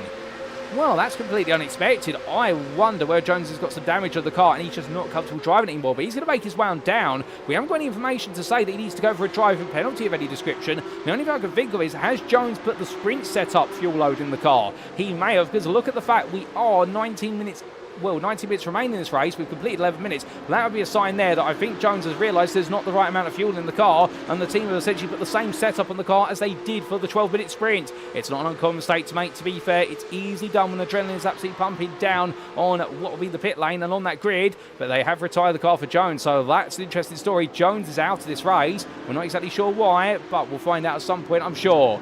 Meanwhile, Alan McCain here does therefore get an opportunity now to really not worry about a gold dry and just close up to the top 3 of silver, and he's earned his right now to have a chance of the win here today in the class, and what will be his best result either way is yet to take a silver podium this season. Can he do it for the first time today? Well, we'll find out as Ollie Pimley meanwhile tries to run away from Kim Andre Bjørklund and Alexander Longieu. The Frenchman for B1 Sim Racing in the all-blue machine following your gold championship leader, and right now Kim Andre Bjørklund, to be fair, to recover from the back of the field to 9th place and still have over half the race to go after what happened on the open laps. That is incredible for the Sim Racing Norway driver.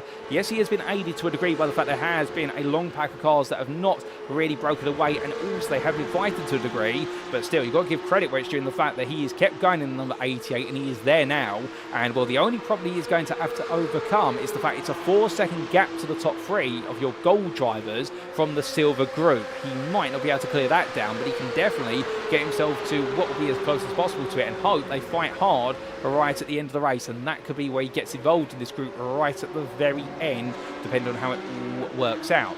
But meanwhile, ladies and gentlemen, we're going to take another look back in time. We're going to find out what happened to Adam Klanvik and Aaron Herbert. We begin, of course, with Klanvik on lap number 3. So this was Adam Klanvik making his way into the bus stop chicane. In front of him was McCain and what was Pimley. And well, Pimley came across there and pinched Klanvik up on the high apex curve there. And it sent around to the barrier, and Adam Klanvik's car in the end picking up the damage. And well, that explains what's happened to him. But he's still going even with the damaged rear of his car. And then had this for Aaron Herbert on lap number 4. So into the braking zone he went very deep there. It looks like the car wobbled under brake, and I wonder whether it's a brake failure, because immediately he pulled to the side there. Something technically is wrong with the car, and the Innovation Racing driver immediately stopping the car and saying, this is no good, we've got to get it off the road. So something definitely going wrong, and not a happy day for Aaron Herbert. But meanwhile, coming back to your live racing, that explains their stories, and well, onwards we go. Bootstrand Bamber, that is your top 3. And well, the BSB group here make the way on down in terms of their initials. There's some initials, and then we do have Sprell, Brieux, Grondelez and McCain all together. And well, Grondelez here getting a bit closer versus the ER by the organisation driver. These two, they are not afraid of each other. They have fought each other quite regularly this season, albeit they both know that a championship is definitely on the line. And well, things are getting very tight at the very top of that championship table at the moment, and drop scores will definitely be perhaps the biggest factor when it comes towards the very end of the title race. Just how close it is, and I do imagine that for these drivers right now, they are thinking about the bigger picture here, which is, do we fight immediately, or do we wait and do it all on the final lap, or can you get somebody else involved to potentially be a nuisance? And this is perhaps your perfect candidate to do it, because Alan McCain, as he looks the outside here, Grondelez goes a bit defensive. Well, why is Alan McCain potentially the nuisance driver? Well, hold the phone on that, because Grondelez is going to try to go around the outside of Ryu, but now McCain will cut back to the inside here, so Grondelez oversteps it, and now here comes McCain looking for the 2 wide all the way through, but it's narrow through to 2 and 3 at full speed, but they both survive it now as they head into the braking zone. Grondelez back on the inside, trying to make sure McCain does not get this move done. But coming back to a point, and this is the perfect time. Why is McCain such a problem here for both of these drivers, depending on how they use him?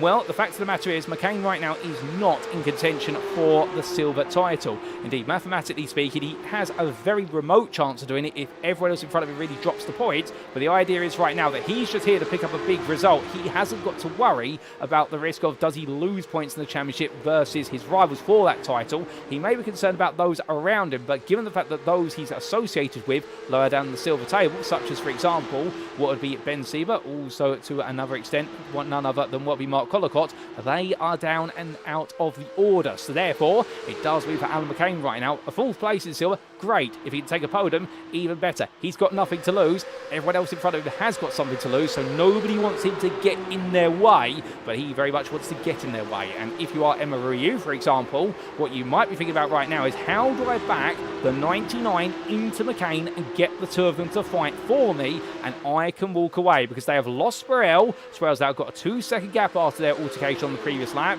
and Sprell is just bolting away at a gradual rate of knots here. And well, he'll be hoping he doesn't make any mistakes. He goes through the bottom of your camera shot and he's just able to steer clear. but back towards the front. Top three still together here. Into the halfway mark of the race we go. That's the best there from Simon Bamber at 43.727. The pace is definitely coming forward, albeit that is slipstream assisted, understandably. It just goes to show how quickly drivers are moving. Let's get ready to go into the braking zone here for Turn 4 once again. Well, no change between them. Meanwhile, we need to talk about two silver drivers a bit further down, fighting over 5th place in the silver class, 9th overall. And we do see here Ollie Pimley just ahead of Alexandre Longieu, and they do have Kim Andre Bjørklund right in front of them. Now, Bjørklund, understandably, now needs to overcome a 2.2 second gap to Alan McCain. He can get into that group if he somehow manages to, and he can perhaps move forward even more. But how exactly can he do it? Well, these two silvers behind him, I suspect, will be more focused on battling each other, although Pimley will want to try and stay with the Sim Racer Norway driver for as long as he can, because he wants that distant toe to keep it safe on the number 12.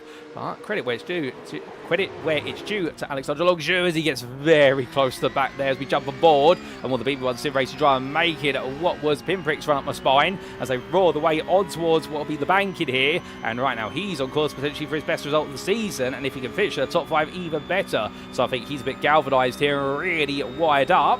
Nothing wrong with that, as Ollie Pimley right now knows that and has to go defensive more regularly as they make the way down towards the bus stop chicane. As they get ready for that braking zone, well, Longieu here a long way back initially.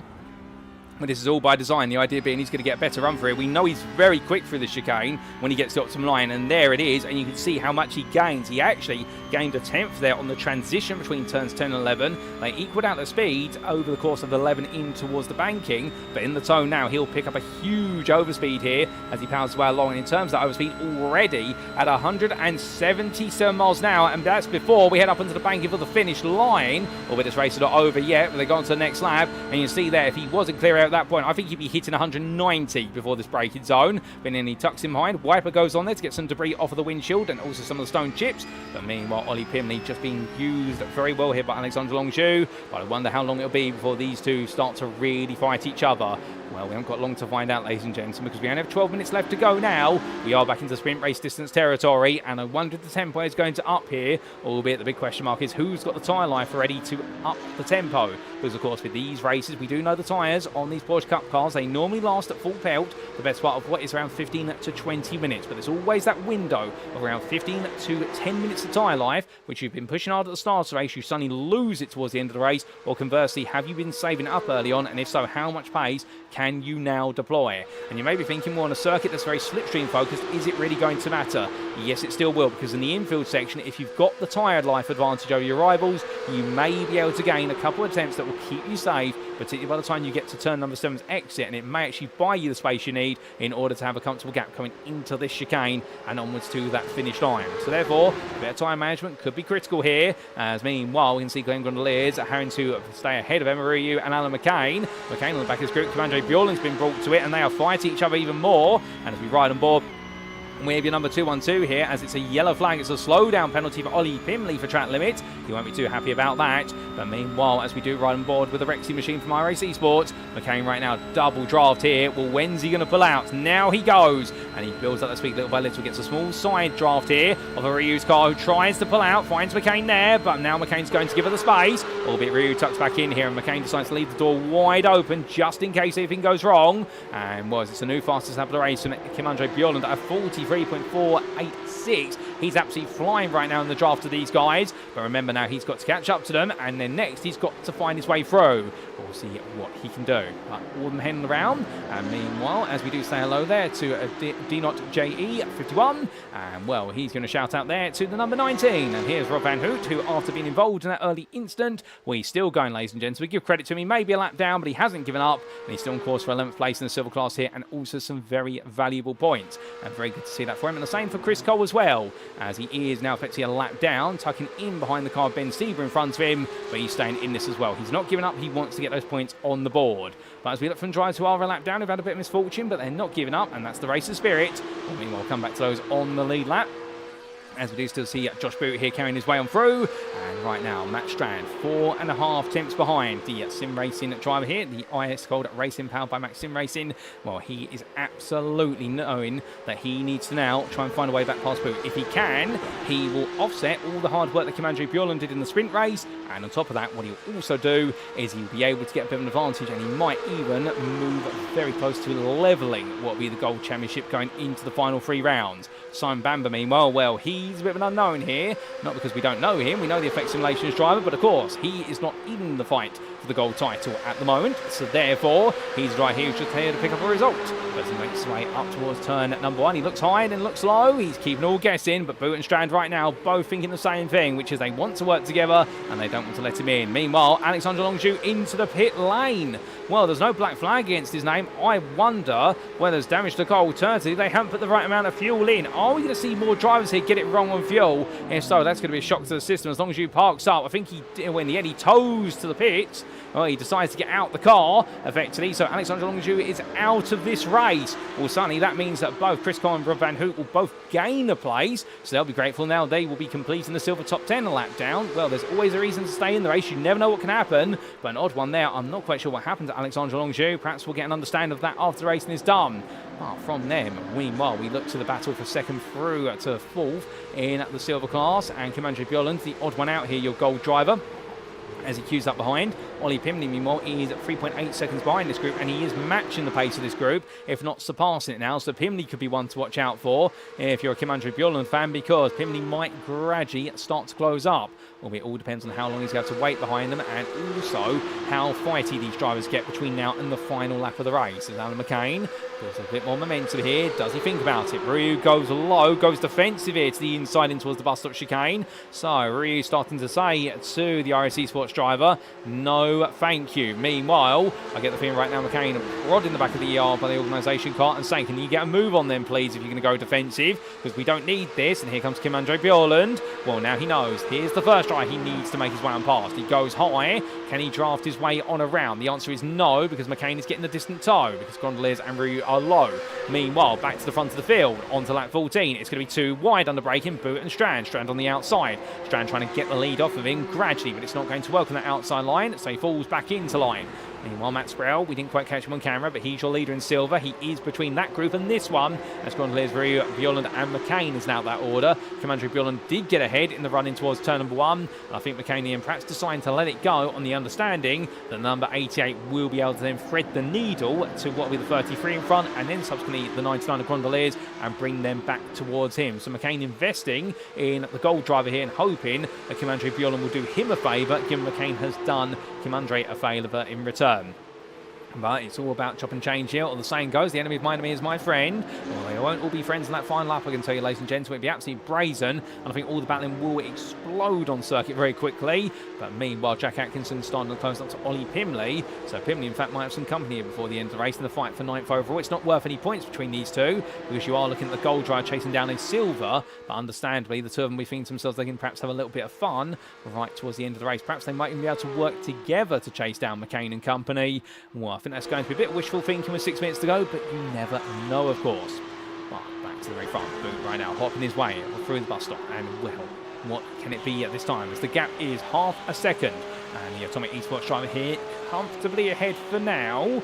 But the number 69 driver will know there's still more work to be done. Of course, taking his maiden win of the season over in the gold class in the sprint race, taking it by that 6 thousandths in the end. We thought he'd lost it, but then it was confirmed that he'd had it. The time tower wasn't accurate, and as we do see Boot making his way along this time, Strand goes nice and high, but interestingly, Strand here deciding to make it very clear to Boot he doesn't want to get involved right now. I think that's because Simon Bamber's 1.4 seconds back here. He's saying to Boot, go. Please, Josh, just go. Let's make this a two-way fight to the very end. And Bamber, meanwhile, has now got to haul a little bit, because whilst he is in the distant toe of Strand, understandably, when you are 1.5 seconds back versus the car in front, which has only got a 4/10 of a second gap to the next car, the slipstream effect that what Strand will be feeling will be much more significant. But meanwhile, fighting going on here down into the horseshoe hairpin, and that's Ryu and McCain. As meanwhile, Kim Andre Bjørklund has found his way ahead of Ryu, so it does look as though the Sim Racing Norway driver has made some more progress. But how exactly did that all happen? Well, they all go. No, it's all gone wrong.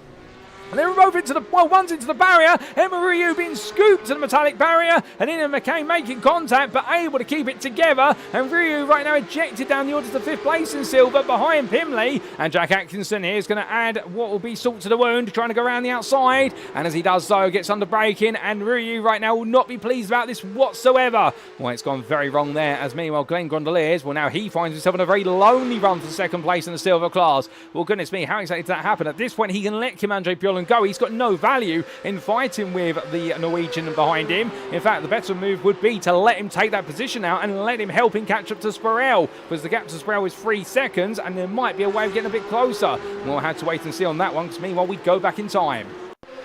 And here we go, taking a look back firstly at how Kim Andre Bjørklund got ahead of Ryu. Well, he was tucked in behind Gondoliers as they made the way across the timeline to go on to lap number 15. But as they did, well, got ahead there. Ryu tried to come on down. McCain dived at the inside. I think he naturally had the momentum to go for it, so that's how they swapped. And then we're going to follow this all the way through, as it was in the end Ryu trying to come back at McCain. And, well, she was able to do so coming down towards turn number 4. Went for the switchback here. And, what a lovely fade to the inside there from Ryu. Door contact between the two of them, but they get away with that. And then McCain made his way onwards behind Ryu, coming in towards the fast left-hander. Did Ryu struggle a little bit here, I wonder? Well, through the left hand they went, and Ryu went deep. That explains it. And in the end, McCain had nowhere to go at that point. I think he misunderstood what happened to Ryu's car. I think they both had a bit of a misunderstanding there. And I think McCain carried all the speed, thought Ryu was going off the road. And as Ryu got it under control, McCain at that point had already committed to his line and then collected what was the rear left quarter panel of Ryu's car and sent her to the barrier. And that's why McCain in the end carried on. I think in the end he realised there's nothing that can be done about that. He just happened to be in the right place at the wrong time to collect a car that had gone deep at turn number 5, and what's going to be a frustrating one, the heat of the moment for the ER by the organisation driver. But as we come back to your live screens right now, well, understandably, they have to look on from it, and I wonder if that will go to the stewards after the race. But meanwhile, the closest two on the circuit now then are these two, Boot and Strand. But perfectly so, they are your race lead batters for 1st and 2nd overall in gold as well. As they make the one through, we'll further back Glenn Gondoliers behind Kim Andre Bjørklund. He has let that position go to the full place gold driver here. A smart decision. Now you'll be hoping that this might help him get a bit close to Matt Sparrell. But 2 minutes 20 left on the clock, and our leaders are making their way towards the end of turn number 12.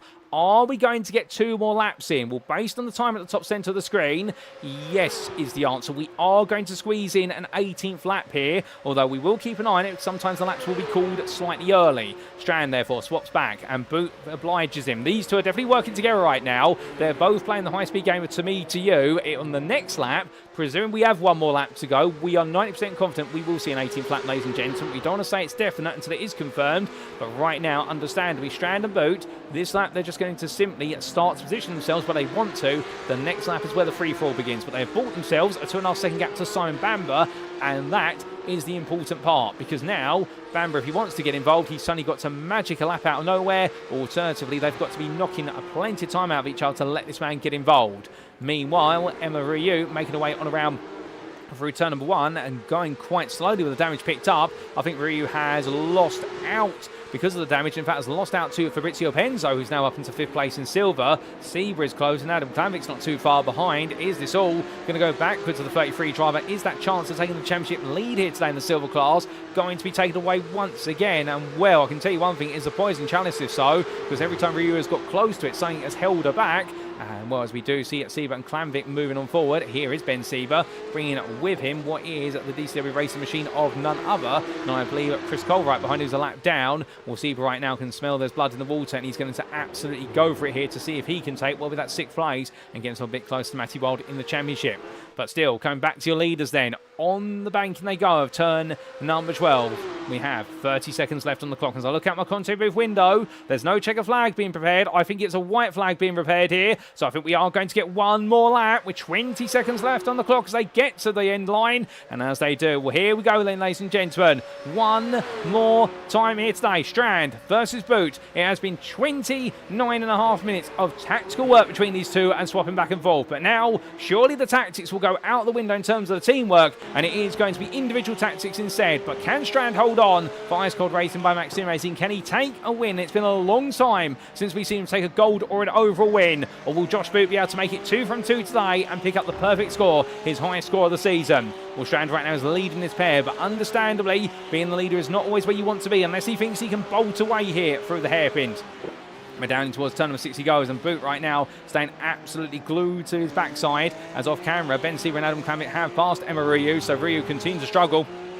And Ryu right now, I think, settling for what will be 8th place in the silver class. But we're going to stay focused on this battle. And Strand right now does not get the best of runs out of turn number 7. In fact, goes out a bit wide. Boot absolutely matched him perfectly. And Josh Boot knows every trick of the book here. They both do. And one of the tricks is you intentionally go a bit deep at turn number 7 to accidentally lose the position. But Boot immediately just follows his line and simply says to him, no, you lead the race. I know when I want to take the lead. And well, as they make the way down towards that braking zone 4, the bus stop chicane, well, Boot pulls out. He's going to go for it earlier than normal.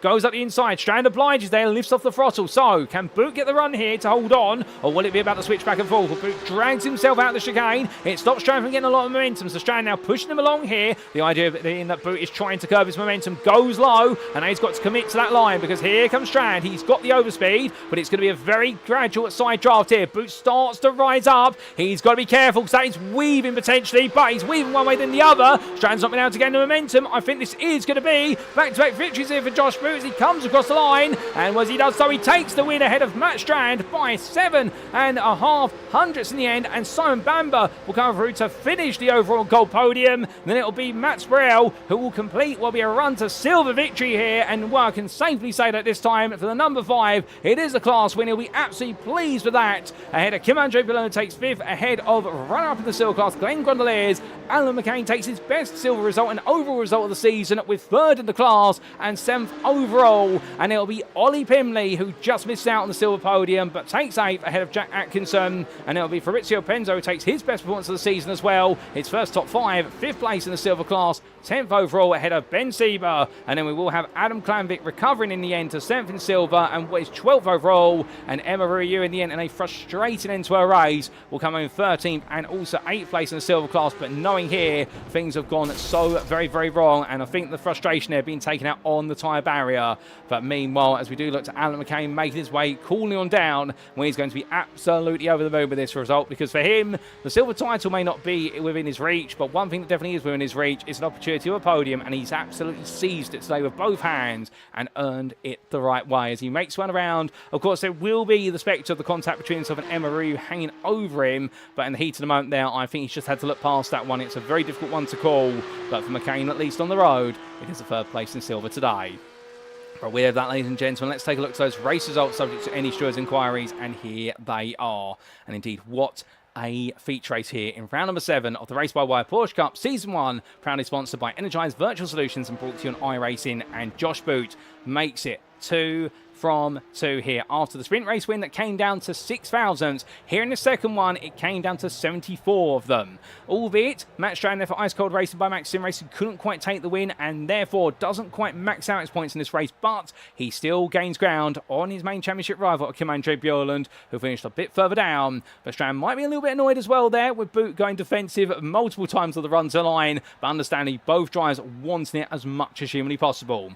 Simon Bamber completing the top 3 there for Effect Simulations, lost out in the pace to the top 2 right towards the end as they started to work together, and Bamber was left high and dry for 3rd. The 912 driver there taking a podium, a return to the podium for him. He won't be too upset about that. Mats Brell taking the silver class win in this race. He'll be absolutely ecstatic about that after taking it in race number 1, albeit missing out on the overall win. Well, it'll feel a bit bittersweet, that one. This one will feel incredibly sweet because of the fact he has now made it the perfect score here today for HRT Nexus Racing.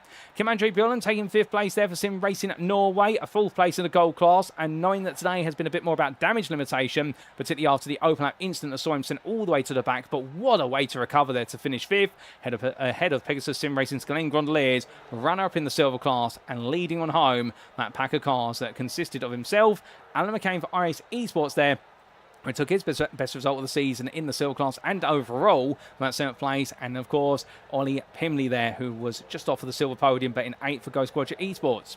Jack Atkinson brought home 9th there for Race by Wire, just behind his old foe and rival, and then Fabrizio Penzo completed the top 10 with best result of his own, the Italian driver, the Privateer, and best rest Ben Sieber there for DCW Racing Yellow, his best points haul in a single race this season. He'll be absolutely ecstatic about that.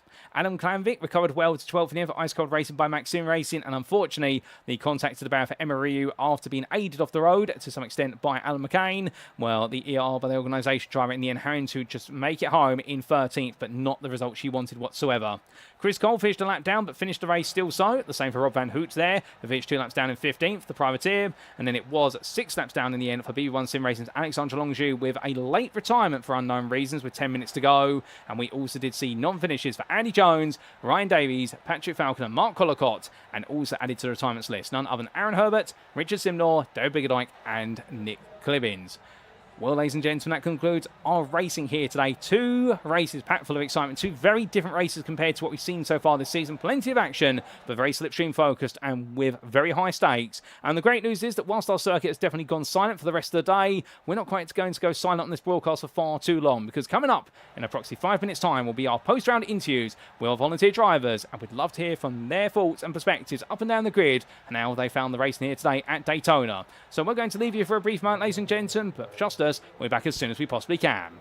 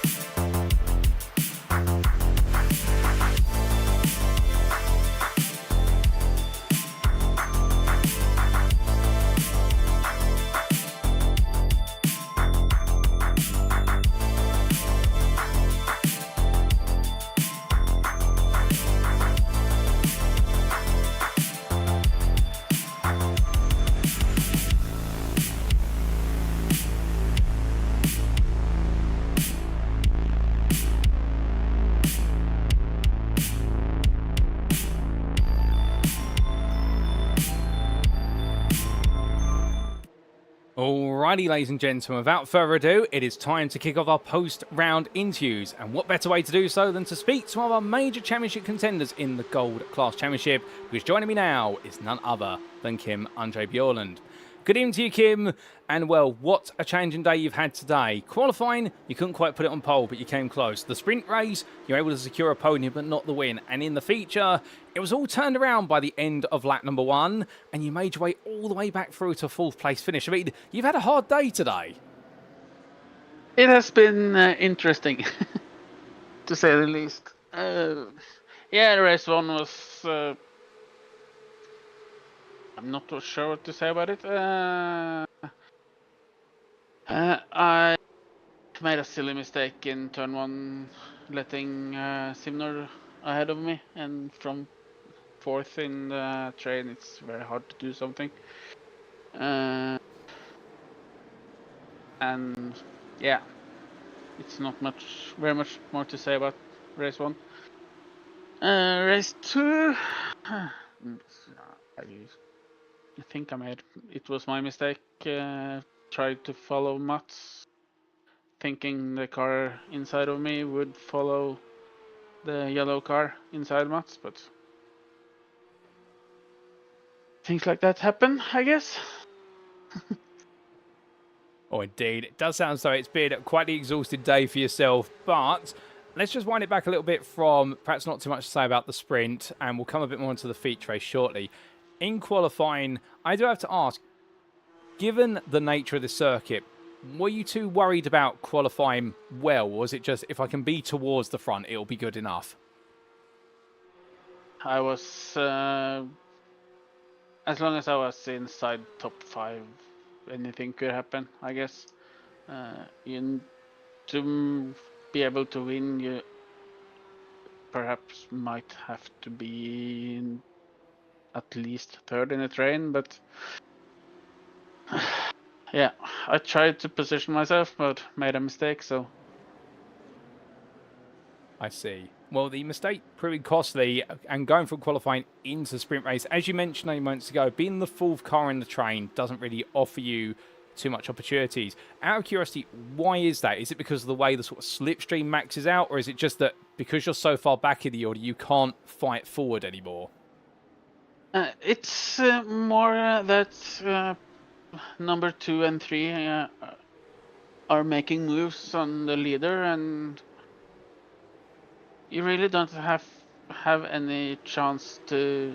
You just have to hold back and hope some of them give you something on corner exit, and just take it from there. And if no one ahead do any margin of a mistake in any corner, it's hard to pass without making a stupid dive bomb. I see. Appreciate the insights there. But speaking of needing to pass and make moves, of course, we know what happened at the start of the feature race, the instant at turn number 7. That happened. You fell all the way to the back of the field, and then you began an incredible crusade back up the running order. I mean, how was that from your perspective? Because we gradually saw you make that progress, and you were going through quick. I was a bit negative at right after the spin, because almost 3 seconds up to the train is very hard to catch with this much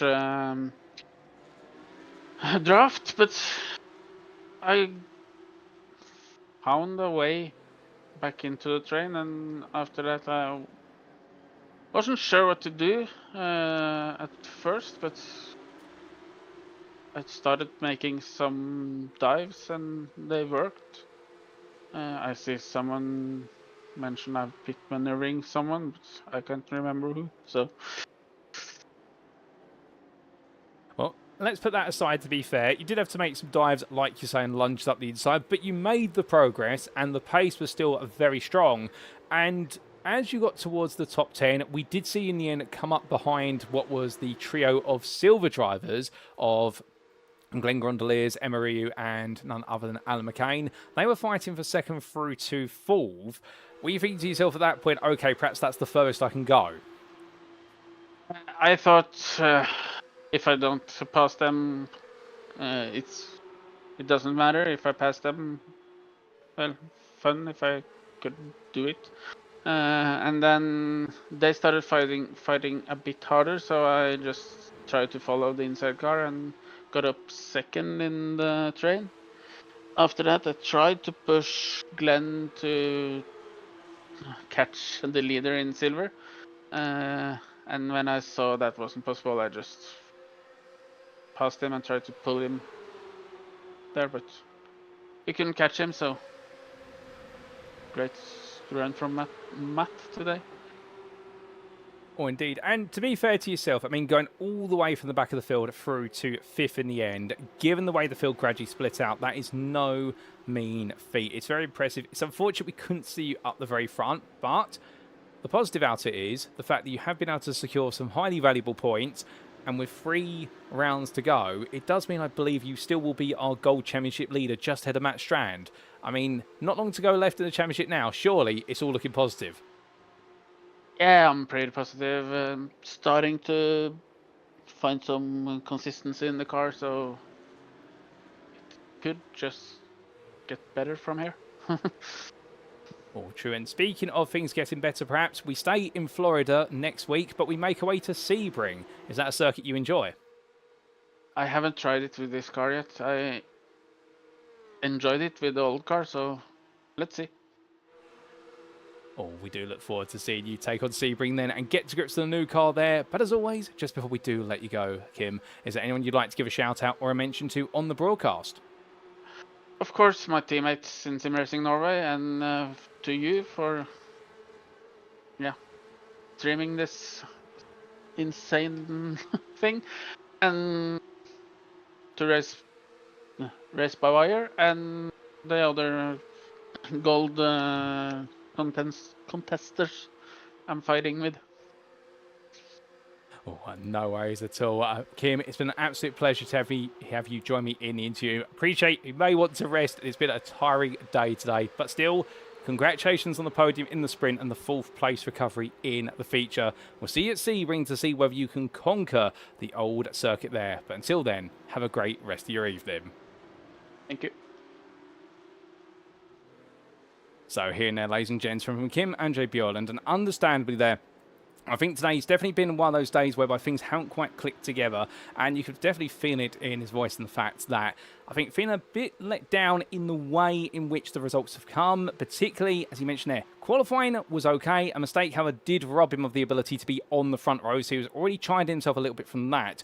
And in the sprint race, talking out there being the 4th car in the pack's not where you really want to be, just simply because the 2 cars in front, 3rd and 2nd, are constantly trying to think of how they outrun the leader, and therefore you're really playing the game of follow those following the leader. You can't control the narrative in that pack. So he had to settle for 4th, and then in the feature, well, own up there to the fact that it may have been his mistake to turn in to turn number 7 when he did, and that contact with Jack Atkinson.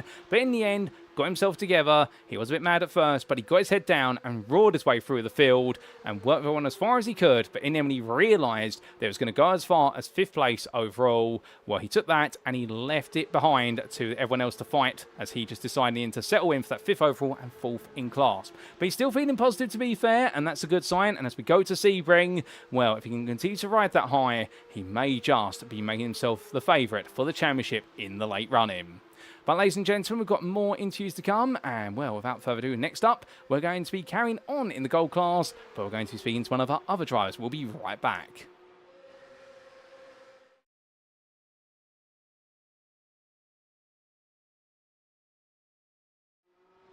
And so, for our second interview of the day, we come to the man in the gold class who's taken back-to-back victories, because joining me now, and indeed, he's going to feel special today, he takes a perfect score, it is Josh Boot. Good evening to you, Josh. How are you feeling? You must be over the moon with this. Yeah, really good. Some good racing. I didn't quite get the quali lap I was looking for. I was about 2/10 away, so would have liked to have been on pole, but 2 really good race starts. Quite aggressive in the first 2 laps to get to a position where I could just try and drive away from the grid. But with Daytona, the toe is so powerful. If anybody's within a second, it's 3/10 at the line. So yeah, it's really buzzing to get the result. Oh, goodness me. I mean, to be fair, qualifying 5th, even though you perhaps could have qualified high, as you mentioned there, and then in the sprint race, let's just talk about the first 12 minutes of racing. I mean, that probably was enough there to put most of us in what would be the emergency ward on an adrenaline surge. I mean, it was for me for the fact I stumbled over my words at the finish, but you made your way through quite quickly. We know you love doing that, to be fair. And then it was really a back-and-forth fight between yourself and Mats Strand, and also a couple more drivers around you for the lead. How are you positioning yourself in that? I think the key thing for me was going into the penultimate lap, or even into the final lap, to be honest, in second, because ultimately I got really good sort of like onto the banking. The run that I got was always better. I seemed to pull away from people on the banking, but also was able to close the gap.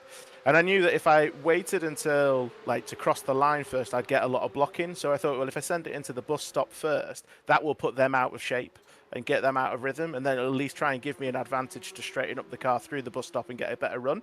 So yeah, I mean, I was buzzing about the racing. I mean, it was really close. It's exactly what you would expect from Daytona. I think everybody was really fair. Mats for a silver, punching well above where he should be, and he's probably in line to be a gold classified driver. So really strong result for him. Really clean as well. So I can't complain with any of the standards at the top of the field at all. Oh, 100%. And just on the end of that race, now, our Tyrant Tower originally did glitch and said that Sprell had got it and you'd finished second. And only when we came through to the published results did we see that you had got it by 6,000. Did you think you'd got it, or did you need that moment to look down at what was the final results in your black boxes to say you had got it? I was just looking at the black box and it just said P1 the whole time. So it was the look of the gods. I mean, I know Dickie Simner was on the far side as well, so you can never rule him out in terms of sneaking one in as well. So I mean, I was just buzzing to get the result, to be honest. All fair play. And going into race number 2, I mean, starting from 10th place, but we very quickly saw you make your way into lead group. And then it was a return to race number 1, really. Yourself, Mats Strand, and Simon Bamber together. Although it looked as the race went on, yourself and Matt sort of came up with this mischievous scheme. I don't know how you do it. Perhaps you can take us through the Morse code that you two used of let's break away from Simon Bamber and make it a two-way fight. I don't know what happened to Simon. His pace was right there. I wonder if he started to fuel save, because I think the pace was really consistent. I think we were in 44 flats the whole time, so I think we were pushing the pace quite a lot. I put an extra lap and a half of fuel in, sort of with the expectation that I'd be at the front and I wouldn't do any fuel saving. So maybe that's what caught Simon out. But with Mats, I just had to do something different towards the end, because I knew that if he was in sort of 3/10 coming out of the bus stop, it would be really close on the line. So sort of on the penultimate lap, let him go, followed him round for a lap, and then sort of tried to identify where that overtake could take place. And it felt like the bus stop was the spot of choice. Oh, indeed, you picked it very well. And in the run to the finish line, what we did see, of course, was Mats Strand getting closer and closer. A little bit of bobbing and weaving here, and he did touch you right on the rear at one point. I mean, it looked so it almost ended up in tears. Were you worried that the car was going to come loose at those speeds? No, I mean, at the front of the grid, you want it to be close, you want it to be fighting. I think it was fair. Like, I'm not going to make it easy. There was always room, I think, I always left a car's width if you wanted to go higher. But I'm not going to sit there like a lame duck and let him overtake me at the end of the day. I'll try and make it as difficult as possible. And at the end of the day, like, it's all in good fun. I would expect him to do the same, especially at the top of gold. Oh, 100%. We can't blame you for it. You wanted it that much, and you've earned it, and you've earned back-to-back wins. And I could hear it in your voice. You sound absolutely chuffed. And I mean, this might be the gateway into plenty more with 3 rounds to go, because you've been chasing a win for a long time. You've been chasing double wins for a long time. Now that you've done it, can we expect it again at Sebring? Yeah, absolutely. I mean, towards the end of the season are some of my favourite tracks. Daytona's one that I love. I love Sebring, Hockenheim. They're all good things that I'm looking forward to. Need to learn Adelaide, but hopefully Joe Newmo will show up and give me some team support as well, and help us push towards like a championship run at least. Oh, fantastic. We look forward to seeing you continue to bounce your way forward and ride this high from Daytona today. And as always, Josh, just before I do let you go, is there anyone you'd like to give a mention or a shout out to on the broadcast? No, they're all rubbish. Where are these gold drivers gone? Do you know what I mean? Bring them back. This grid is half empty. We need all these gold drivers back. It's too easy. Oh, goodness me. Well, to be fair, well said to you. And, well, we'd love to see all of our gold drivers come on back. I'm sure we will see some of them back in a week's time. But with that, Josh, we'll leave you to it. Congratulations today on your 2 wins. And we will see you at Sebring.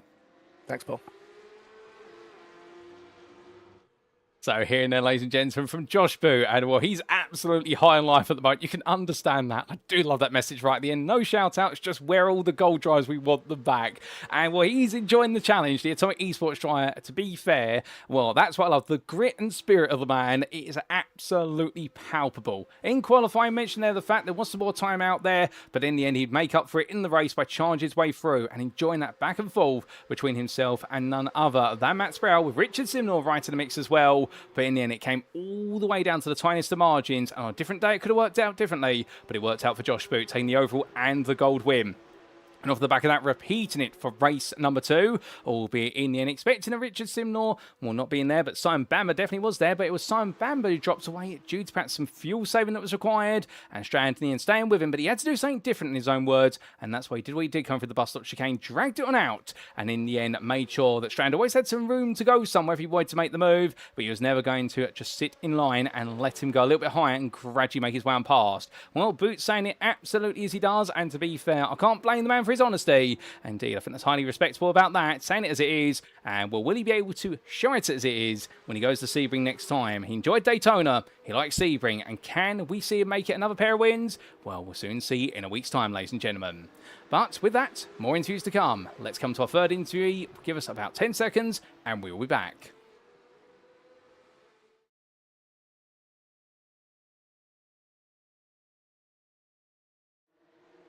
And so, ladies and gentlemen, for our third interview, we are going to go to the silver class. We've spoken to one double winner today in the gold class, and now we speak to your two-time winner today, Matt Strand. Matt, you've done it. You've put away the curse by looks of things of the bad luck that's been striking you. 2 wins have finally come your way. It's a perfect score. How do you feel, good sir? Very relieved to not have a spin. I had a spin in qualifying, so I sort of got it out of the way early this time. I need to jump in there, by the way. I have to apologise to you for that spin because I was praising you for a brief moment on the broadcast and you had the spin at that moment. I don't know whether it's commentator's curse, but I do have to apologise. It is commentator's curse, I think, every time. I had the spin. It wasn't a great first lap, but I had the spin. I nearly decided to box and get just put a fresh set on and go again, but just carried on with it, and then the last 2 laps were pretty good, especially the last one. I think that's probably my personal best in qualifying, which has been sort of my Achilles heel, really. Not qualifying well. But yeah, it was a good lap. I was pretty surprised when I looked down. I was P1. I thought I'd probably be top 10, but yeah, I was just very surprised by it. So, but yeah, it was a clean lap, which is good.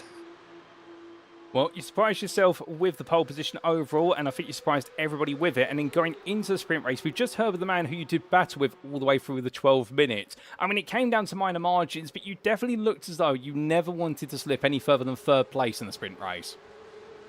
No, I was just enjoying it. Like with Josh, that was a great battle. It was like chess, trying to figure out who's going to get the slipstream on the final sector, because I know from other races and the the feature race that if you're not behind someone, you just lose. I mean, 3, 4, 5 tenths of a second. So you need to be up behind someone, otherwise you're just sitting duck. So I was quite happy on the last lap. I went in behind him and I thought, I'm in a good position. And then I don't know whether he did it deliberately.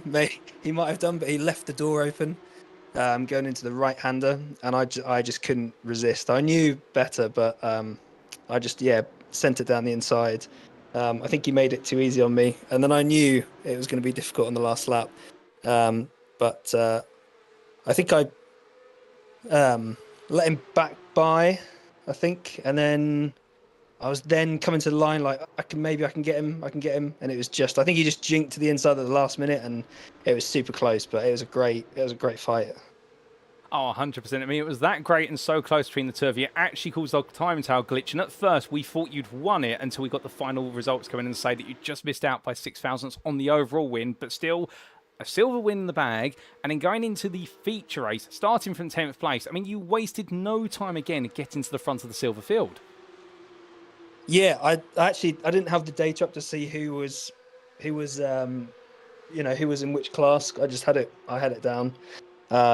But I think I got to the front of the silver pretty quick, and then it could have been a little bit better. I just got held up in traffic. I had some incidents. it's just so hard to get in a rhythm because everyone's so quick, and everyone's really good on the brakes as well. So if you leave the door open, it's more than likely someone's going to have a nibble down the inside.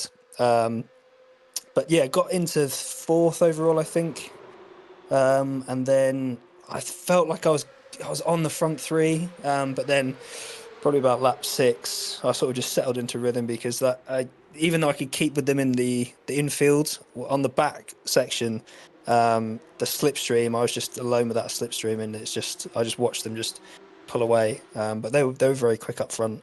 But yeah, I managed to pull away from the group behind, so I broke the toe to them, and yeah, just settled into a rhythm, and yeah, that was a good result. Definitely the best yet. So here's to going forward like that, hopefully.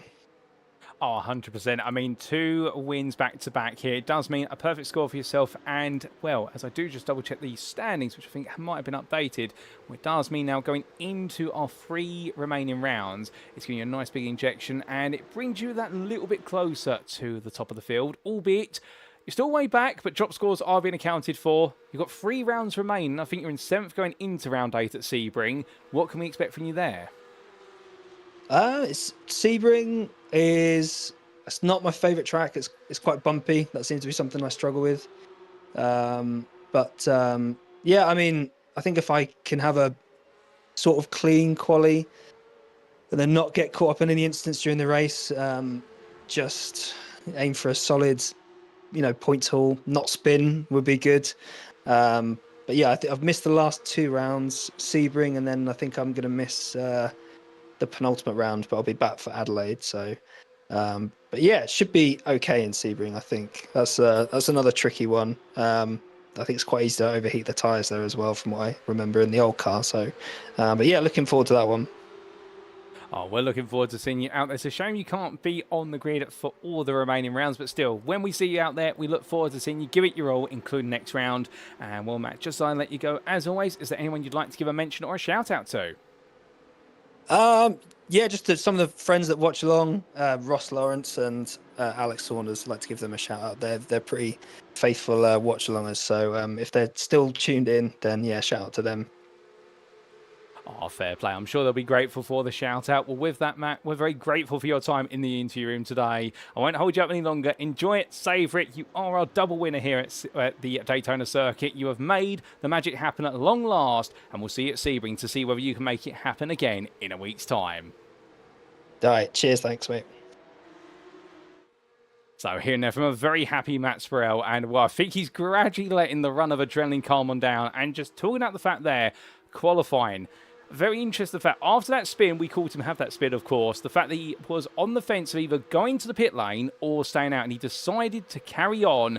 And what an important decision that was. In the end, I think keeping that momentum flowing and keeping the time going as well, it gave him the chance to absolutely go all in for what would be that ultimate pole lap. And he didn't expect it. He expected to be somewhere inside the top 10, but in the end, he was right at the very top of it. And in race number 1, well, never let himself drop below what was 3rd place, and mentioned there the fact he always wanted to be right towards the front, and we thought there was a bit of back and forth going on between himself and Josh Boot. Understand, we both drivers playing tactics, but he was able to get the upper hand by the slenderest of margins until it wasn't at that finish line, and Boot got it back. But still, the win in the silver class was the most important part, and then in the feature race, doing it all over again. But the speed with which he carved his way past his silver peers really was the man to beat today in the silver class, no doubt about it. And after breaking away, he really was left to his own devices, couldn't catch up to the top 3, and had to settle for that 4th place overall, but back-to-back victories.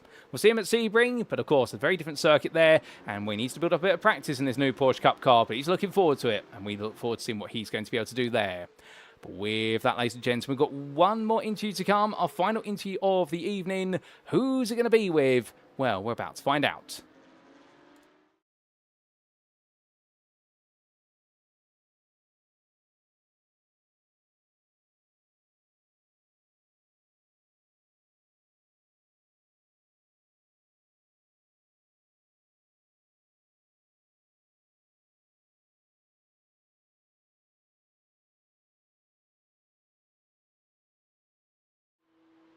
And so, ladies and gents, we come to our final interview of the evening, and joining me now in the interview room is none other than Mats Strand. And, well, the Ice Cold Racing by Max Sim Racing driver right now. He joins me, and Mats, it's been a round of mixed fortunes in some respects. Some good points, yes, but perhaps not all the points you wanted in a championship fight that's definitely getting tighter and tighter. Hi, Paul. It was okay. Yeah, Daytona with slipstream and bump drafting is a bit of strategy, a bit of luck. So, in the first race, I lost a toe with a DCV car, took in the inside, coming into the outer bank. That was a bit unfortunate. I dropped to P6, and then I don't know what happened in the future with Josh on the last lap. It was a bit erratic driving from him. So, but at least we didn't crash. That's good. Oh, indeed. No major crash whatsoever, but we'll come to that shortly. Let's come all the way back to being in qualifying. 4th place overall, 3rd place in the gold class. I mean, a decent qualifying lap, no doubt about it. It was always going to be tight. Was there a focus from yourself of, so long as I'm at the front of the field in qualifying, it doesn't matter if I'm on pole or if I'm in 4th, or was it very much, I still need to be on pole? I was driving as fast as I could, so I said equal time to Kim Andre was a bit funny, but it was okay lap. Oh, fair play. An okay lap then. And like you say, the two of you tying on qualifying time, but Kim Andre managed to set it first, and that's why he was able to start ahead of you. But in the sprint race, we did see quite a bit of jostling back and forth in the early stages, and it sort of relegated you backwards towards, like, sort of Andy Jones. I mean, it looks like there, like you say, the slipstream, it's a bit down to luck as well as ability. It just didn't work out for you in the sprint.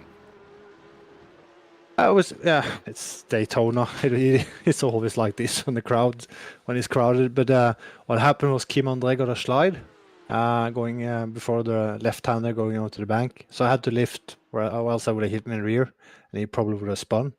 When I lifted, the DCV car came up on left side.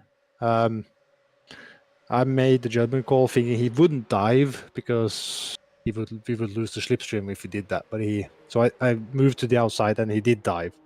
So if I kept the inside and defended, I probably would have been in P4 and been in position. So yeah, he's allowed to dive. Yeah, I didn't just expect it. So that was a bit difficult making it back up to P4 again, just out of reach. Well, it may have just been out of your reach there, but going into our second race today, definitely a opportunity of a podium was not out of your reach. And we did see in the early stages yourself and Josh Boot and Simon Bamber all come roaring through the field towards the front, and the three of you formed your own little pack for the remainder of the race. Yeah, a bit boring, I guess. But I saw I was not the fastest driver here, so I saw a couple of guys back. They actually managed to keep fairly good pace, or keep the relative fairly high, or at the same level, I mean. So I didn't see the point of fighting Josh. If you start fighting, then they would get into holes quite quickly. So I just thought I'll bump draft to its 1 or 2 laps left, see what the tires is like, and maybe I can go for it then. But he lifted on the second to last lap, I think, giving me his first place. So then it was a bit of mind reset, thinking what to do. Oh, I see. And, well, of course, some shenanigans going on. It's always going to be the game when it is very slipstream orientated right at the end. But with that in mind, it sounds like then you had to rethink what you were going to do on the final lap. Unless you're gonna play dirty, I don't think there's much you can do. You can try and get a good infield lap, get the delta up. So I tried that, and then you just have to get a good bus stop. And hope that he doesn't get as good of a bus stop. If that happens, then you might have a chance. Another thought I had was maybe to not do a good bus stop, or not as good. Then if he catches you early on the banking and starts to overtake, then his slipstreams fade away. Once you get it alongside, you get side slipstream. So I was thinking of doing either of them, not over slow, but just slow a bit, so he might catch me a bit earlier on the banking. But then he went on the inside before the bus stop, and then he massively overslowed in the bus stop. So it was kind of messy altogether. Nothing planned. Nothing good. I couldn't do as planned. Oh, fair play. Well, a bit of a messy end to the race, but whilst it may not have been the win in the end, as you tried to drag your way on past, but it didn't quite work out, still a second place, and with that result, it means that you've been able to gain some points on your main championship rival, and I do believe now, with 3 rounds to go, the two of you are practically level. You're 2 points behind. Next up is Sebring. Can you beat Kim Andre there? I don't know. I've been up and down with this car. I think I was okay at here. I don't know how bumpy the car is going to be at Sebring. It's been up and down, so we'll find out in next week, I guess. Oh, indeed we will. But we look forward to seeing what you can bring to the table in a week's time. But just as we let you go, Matt, is there anyone you'd like to give a mention or a shout out to? Yeah, thanks to the team. Thank you, Paul, for doing a great broadcast, and the organizers of Race by Wire. Oh, well, Matt, so we have to say thank you to you for joining me in the interview room. As always, appreciate it may not have worked out perfectly today, but still a good set of results. Sets you up nicely for 3 rounds remaining. We'll see you at Sebring and see whether you can take the lead of the championship. But until then, have a great rest of your evening. Bye. So here and there, ladies and gentlemen, from Mats Strand, who in the end, well, hasn't quite been the perfect day today. I think to summarise it, he really said it quite succinctly there, particularly in his battle with Josh Boot towards the end of the feature, that it's been a messy day. And understandably, in qualifying, he wanted to be as high as possible, but in the end, he had the right time for 3rd place, but there was a man who beat him to it. It happened to be his championship rival, so in the end, because he didn't set the time as early as Kim Andre Bjørklund, it was then Strand who had to start in 4th.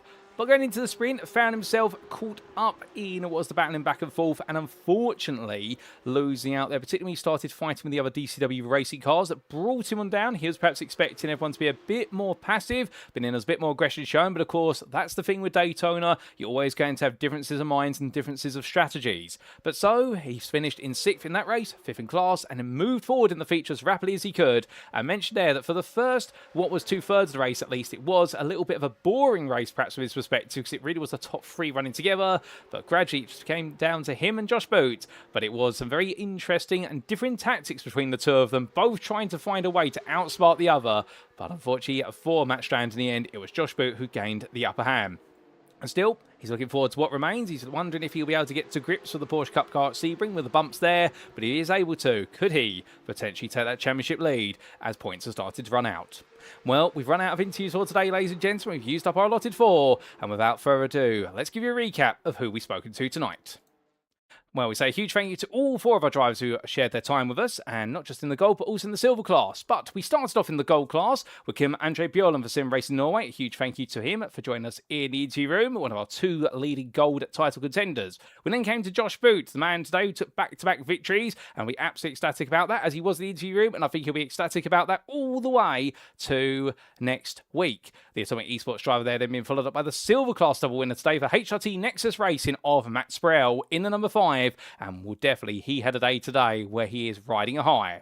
Matt Strand was our last interviewee, the gold class driver there for Ice Cold Racing by Maxim Racing. Not quite the happiest day today, but still some valuable points, and knowing things are tightening and rounds running out. A huge thank you to all 4 of them for their time, and we look forward to plenty more from them in a week's time at Sebring. But with that, ladies and gentlemen, it's time for us to wrap up. Thank you very much for watching, and if you have enjoyed today's show, and perhaps you're sat there right now wanting to know a little bit more about Race by Wire, or how you can get on the grid to join in a future season of racing at the growing community that is Race by Wire, we'll definitely join our official Discord. Invite link available on screen, and if you do, well, you'll definitely be in the hot seat to be able to get on the grid and enjoy some fast and furious racing action as 2026 gets underway. But if you don't necessarily want to go, of course, and to the Discord today. Perhaps you just want to stay up to date with all our latest broadcasts. We do recommend you subscribe to our YouTube channel, and that way you can catch all of our weekly action. We'd also like to take a moment to say a huge thank you to our series sponsor, and that is none other than Energise Virtual Solutions, our title sponsor for this season. And remember, Energise Virtual Solutions is a software consultancy whose aim is to meet the demands of bespoke product services and development. And whether it's a completely new project or consultancy assistance on existing projects, Energise Virtual Solutions will be working alongside you every step of the way. And if you'd like to know more, do head to energisevirtual.com today in order to find out a little bit more about how they can help you and your business.